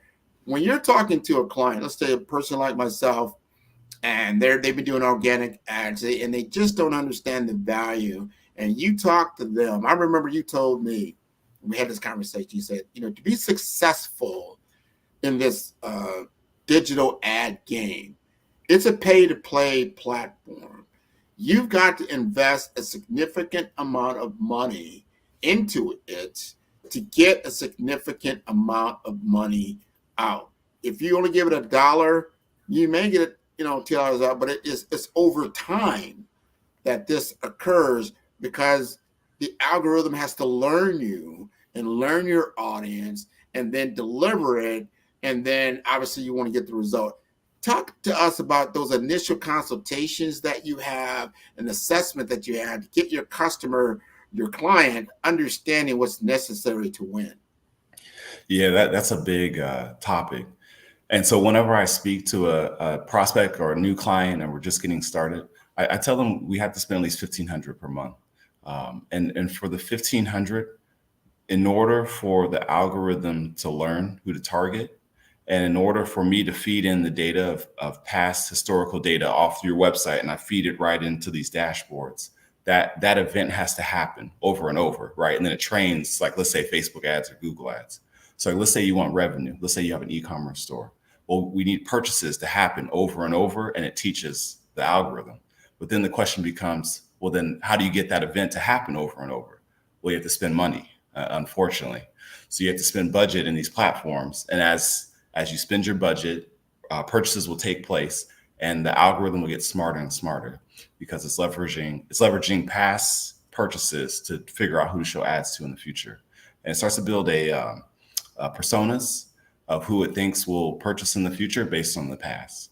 And I've seen entrepreneurs spend $500 per month, and it might work, potentially. It kind of depends on your industry and your company. But you need to spend a little bit more. You need to spend about $1,500 to really make it work. Wow. And you have to get out of learning mode. Inside of all these platforms, it's called learning mode. And it basically means that the platform doesn't have enough data to successfully and efficiently find the right person in the future. And if you're stuck in learning mode, it just runs really inefficiently. But as soon as you exit it, it runs really nicely. And you need that $1,500 per month to do that. Learning mode. So that over time, is that something you can look at your platform and say, oh, I'm in learning mode? Or is that something you just know? It'll show it inside the platform. Aha. So that's an indication. Wow. So that should let people know, like, you still got training wheels on, right? Yeah. And then that'll let you know that you need to up your budget, or you're running too many campaigns and your budget is being split across, let's say, 4 campaigns. And that's now 4 campaigns that need to exit learning mode. But you can consolidate all your budgets into one campaign. And then now only one campaign needs to exit learning mode. And it has more money to do that because you have more money sitting on top of one campaign.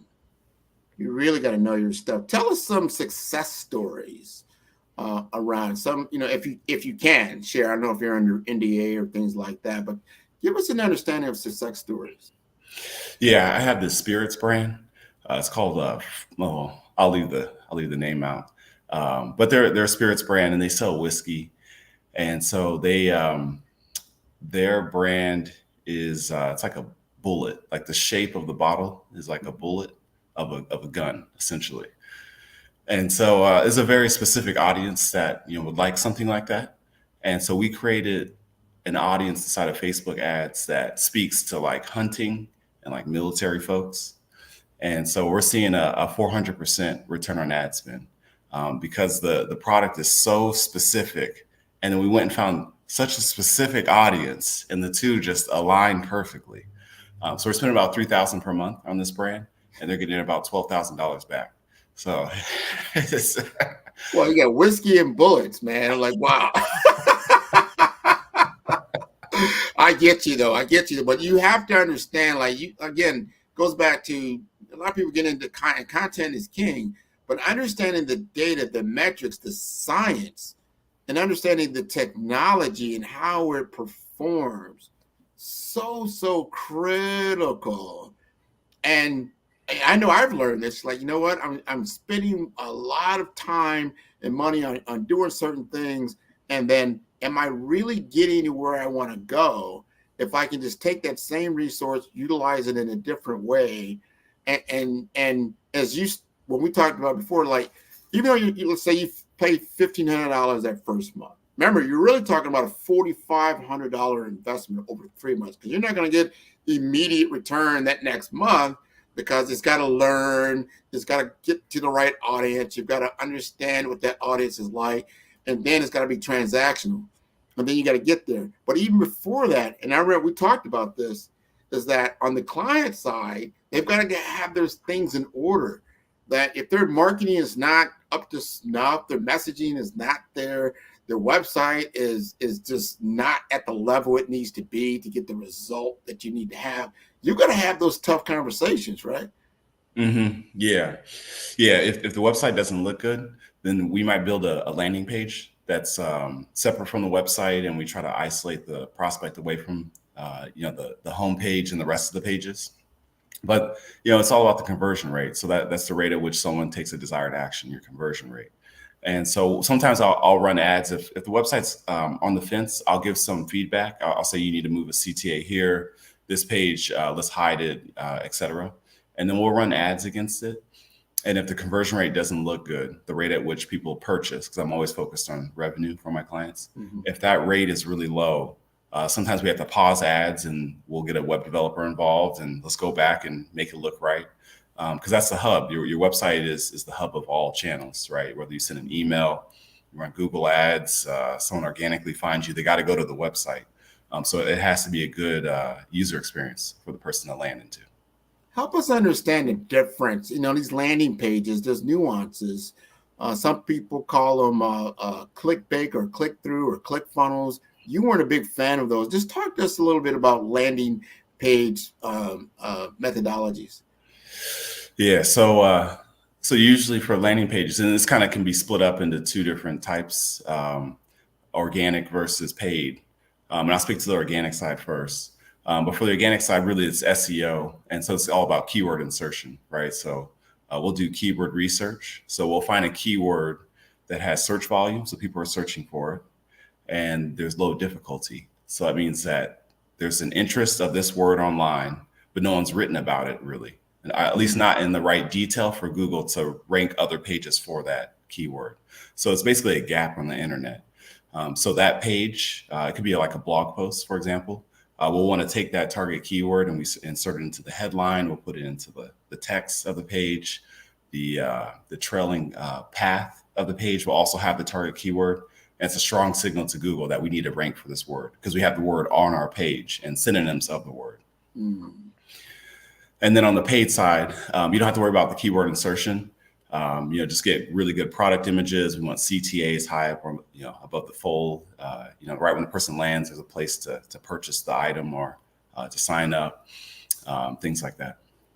Interesting. All these different strategies, and you're doing all these measurements. You got to know how to be flexible, move step forward, step back, and know where to go. Starting to see where somebody would need to hire you because you don't know all these things. You should know your product and your service. You don't necessarily need to be an expert in marketing strategies, but you need to be an expert in marketing strategies. Tell us about now. Here's a great question. Your persona, your ideal client. If you had to describe them as a persona, what would that be like? Yeah, so nothing works immediately in digital marketing. It all takes 3 or 4 months to start to see the results. It happens sooner sometimes. Maybe it's 2 months. I have a couple clients. I have a client in the coffee space, and it worked within a month and a half, above a 2 ROAS. But really, it's dedication. You really have to be dedicated to the process.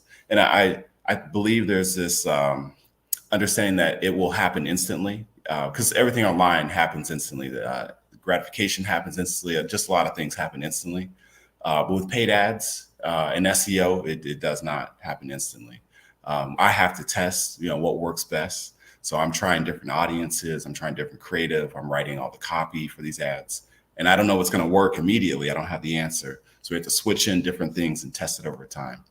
So the ideal client understands that and is patient and can wait the 3 months. And then that's usually how we write our contracts is 3 months, and it turns month to month. And then after the 3 months, usually they start to see the results, and it's a beautiful relationship from there. Listen to him, man. He knows when it's going to take off. He's like 90 days. I already know I'm good. So that money is going to keep flowing. So spoken like a true business person that knows his business. I like that. I want to understand how are you integrating AI, artificial intelligence, into your processes now? Is it working out better for you? Are you doing things quicker? Is it sped up some things?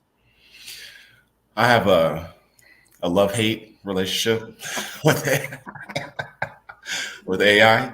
I think AI is great if you needed to rewrite a couple things, maybe produce some recipes, in your personal life. I think it's great, for like simpler things, but for more complex tasks, AI is just not there at this point in time. Facebook has this thing called Advantage Plus, and it's AI that basically chooses your audiences, and it'll adjust your creative and add music, which sounds good in theory, but it's tanked some of my client accounts, and it took me a minute to figure it out because they bury it so deep. And so for more complex things, AI it is not there. I want our audience to understand that there's a lot of, and it is generic to a certain degree. You have to train these they call it GPTs, right? You've got to train it. You've got to really get in there. But if you take the human component out of that, remember, at the end of the day, it should be like a human-to-human interactions. People don't buy from machines. They buy from other people. You know, the machine is more or less a facilitator. But understanding that machine language, and that's what I'm hearing from you. You understand that machine language, but a machine speaks in mathematical quantities and very analytical. Most people don't talk like that. Maybe an engineer talking to another engineer, possibly. But most people, they speak in images, emotions, fractional thought, which is hard for an AI engine to truly emulate. And then when it tries to, it can look kind of wonky, right? Yeah. And it tends to produce, if your prompt isn't very specific, you really got to go in a lot of detail.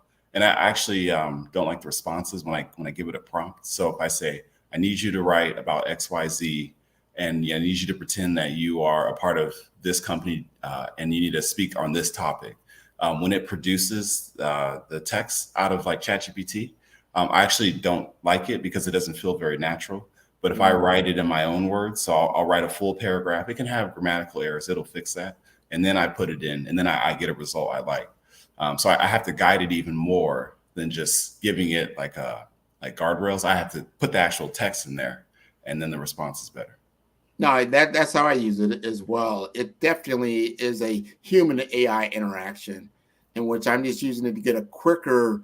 It's like I use it as a template, right? Let me get started, get my juices flowing, and then I can massage it, work with it, try to get the language exactly how I need it to flow, put it back in. And I use different tools. Like I'll even take ChatGPT and I'll take Claude, for instance, and then I'll get something out of ChatGPT. I'll put it in the Claude and do an evaluation, come back, go back and forth, kind of mix it up like you're making a recipe of some type, and then come up with something like, all right, and I got to put my own injection into it. Like, all right, I think I got something that makes sense, but now I've got to still massage it to get it to a point where I can put it out to market, right?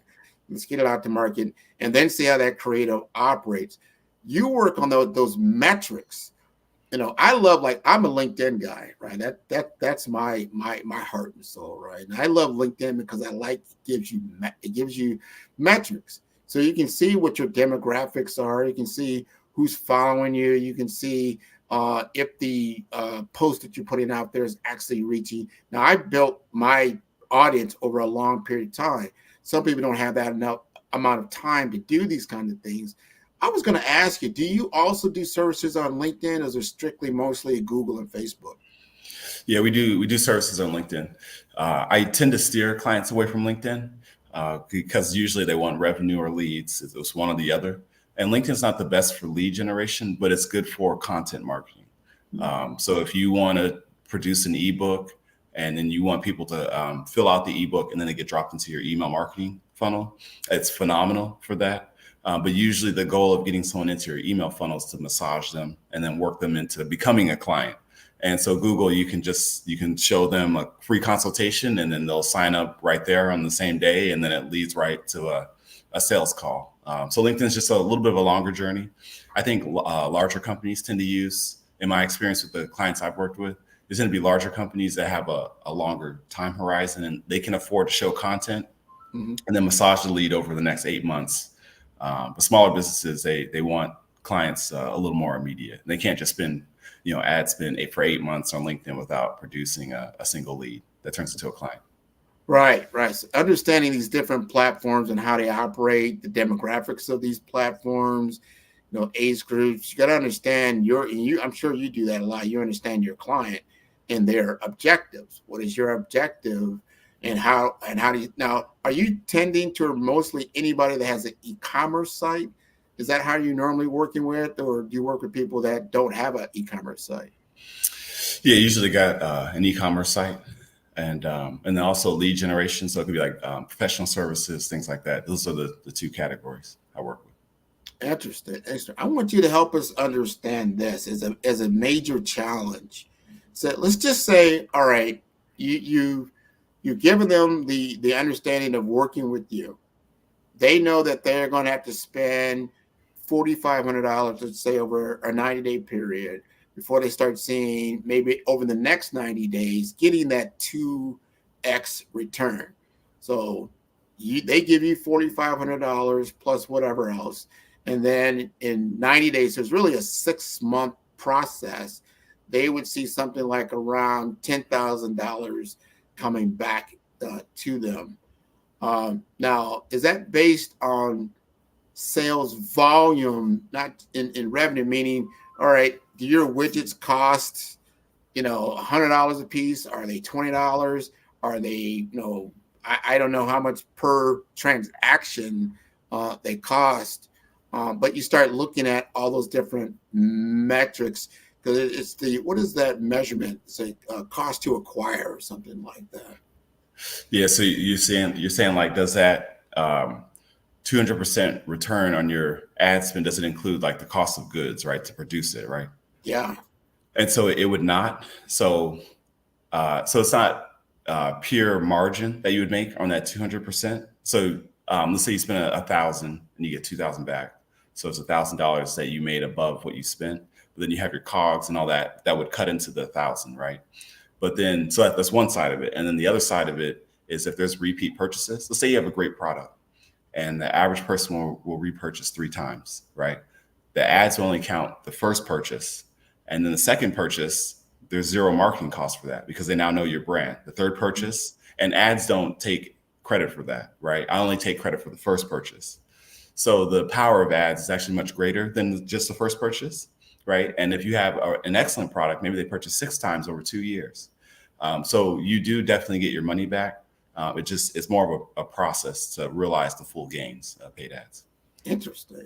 And then your clients, are they worldwide? Are they just in your geography and in the Oregon or Northwest? Is that where you're more well known? Or are you yourself Tweeby? I was going to ask you this. How does Tweeby advertise its services?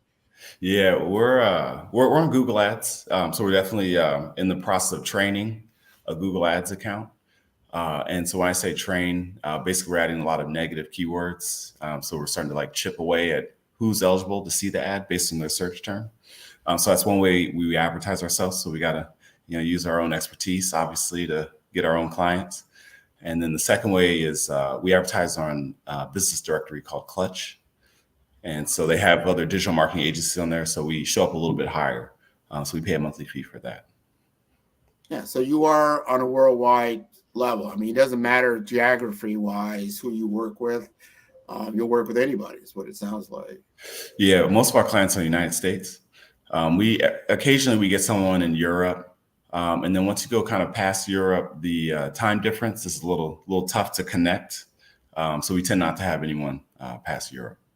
Now, let me ask you this: in your field, in your business, are you seeing the market trend that it's growing? It's a growing market, or has it plateaued when it comes to e-commerce marketing and revenue? And everyone sees like these Fortune 500 or bigger than Fortune 500, Fortune 50 companies are all digital enabled companies. Is that still growing for your SMB market, or you still have to be a large enterprise? What does that look like? Yeah, I still think it's growing. Just the digital space overall, regardless of SMB versus large enterprise company.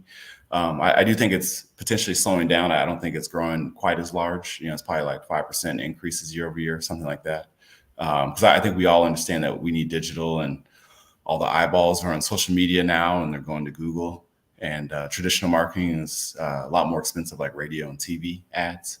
I think it's definitely still growing across all of it, small, medium, large business. Okay. I noticed one thing you did. You invested in yourself in podcast services, and you went on a lot of different, the podcast circuit. I don't think a lot of our artists don't understand what that's like. Tell us a little bit about that experience. Yeah. So yeah, I did 16 podcasts. I had a service that helped me get me onto these podcasts.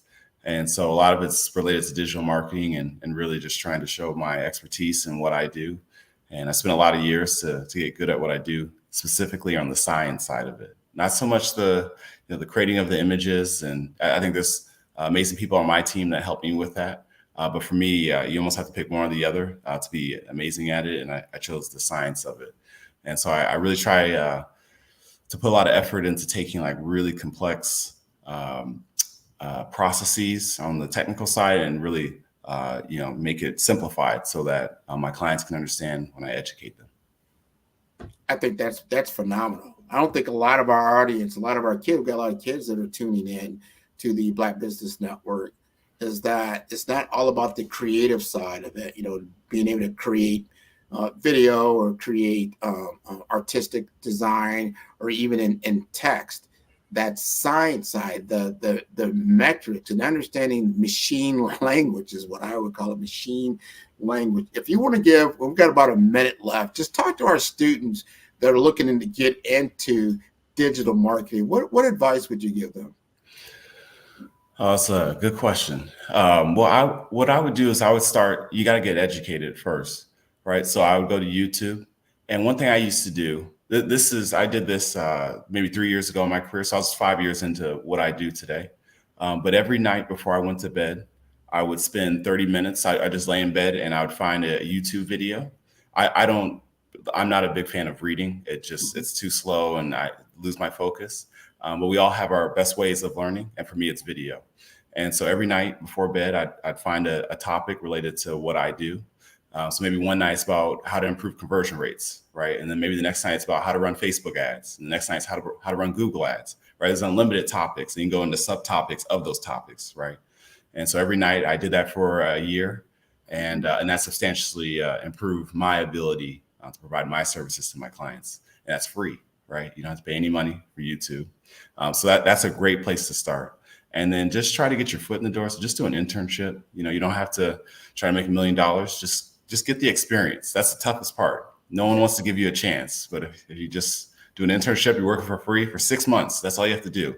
And then the next job will hire you. And then you're in it. And just keep learning. Never stop learning. Man, that is great advice, that you can get organic knowledge like from a YouTube. And there was so much shared as far as information during the COVID time period that it's just out there. You just have to go out and get it, understand it, apply it. Then I like how you said, then get an internship, start getting your feet wet, really, really understanding this, and then you can move it to a different level. If the audience would like to get more in touch with Tweeby and Mr. Brenton Thomas, what is the best way? Yeah, so I'll send you some show notes. So I'll have a calendar invite so anyone could just sign up and book time with me personally for a 30-minute consultation. And even if it's just want to learn more about digital marketing or how to get into this field, or if you want to work with us, of course, you can use that link. And then our website is twibbiagency.com, TWIBI agency.com. That is wonderful. I want to thank you so much for being on the Black Business Network today. This has been wonderful. Genius is coming, and I will see you on the other side. Thanks for having me. You're welcome. Wonderful, wonderful guy. Wonderful. I want to remind people that the Black Business Expo's mission is to raise funds for high school seniors going to college or K through 12 entrepreneurs. This expo is a fundraiser for students, and you may go to blackbusinessexpousa.com to donate to the scholarship fund or use the Cash App that's on the screen below. That is $BBXUSA. Our goal is to give laptops and up to $5,000 to 10 students. Students, you can register online at www.blackbusinessexpousa.com. Every dollar counts. So we want to remind you to donate to the scholarship fund. We would like to thank our Black Business Expo USA sponsors for April 2024. They include NC100, Moody Capital Partners, Suede Soul, 5-Star BDM, Lotus Rocher Coaching and Training, Carolina, Virginia Minority Supplier Development Council, Step Management, Hello LLC, VHS and Associates, Margie McLean Foundation Incorporated, Genius is Common, Earth Essentials, Milani Shani Global, Executive Women's Success Institute, The Quality Coaching Company, Superwoman Business Services, Creative Force Studios, Lee Entertainment, Artistic App Design, Black Business USA. Genius is common, and I will see you on the other side. Hey everyone, it's Grant McGaw, CEO of 5-Star BDM and host of the award-winning Follow the Brand podcast and TV series, where I help you to build a 5-star brand that people will follow. My genius is personal brand development through intelligent communication and helping you achieve your business and career goals. I am a requested speaker on digital technology and brand development issues. I want to work with you to increase the value of your current opportunities while attracting new ones. Every one of you is unique, and we all share challenges that can be addressed through smart branding. As a superconnector, I work with you as an executive coach to guide you along the complicated business and career development road, providing the enhancement tools and information you need to succeed. Together, I will help you succeed in today's challenging business climate. I will evaluate and measure your progress. Best of all, I am right alongside you every step of the way. Build the brand called you. Genius is common.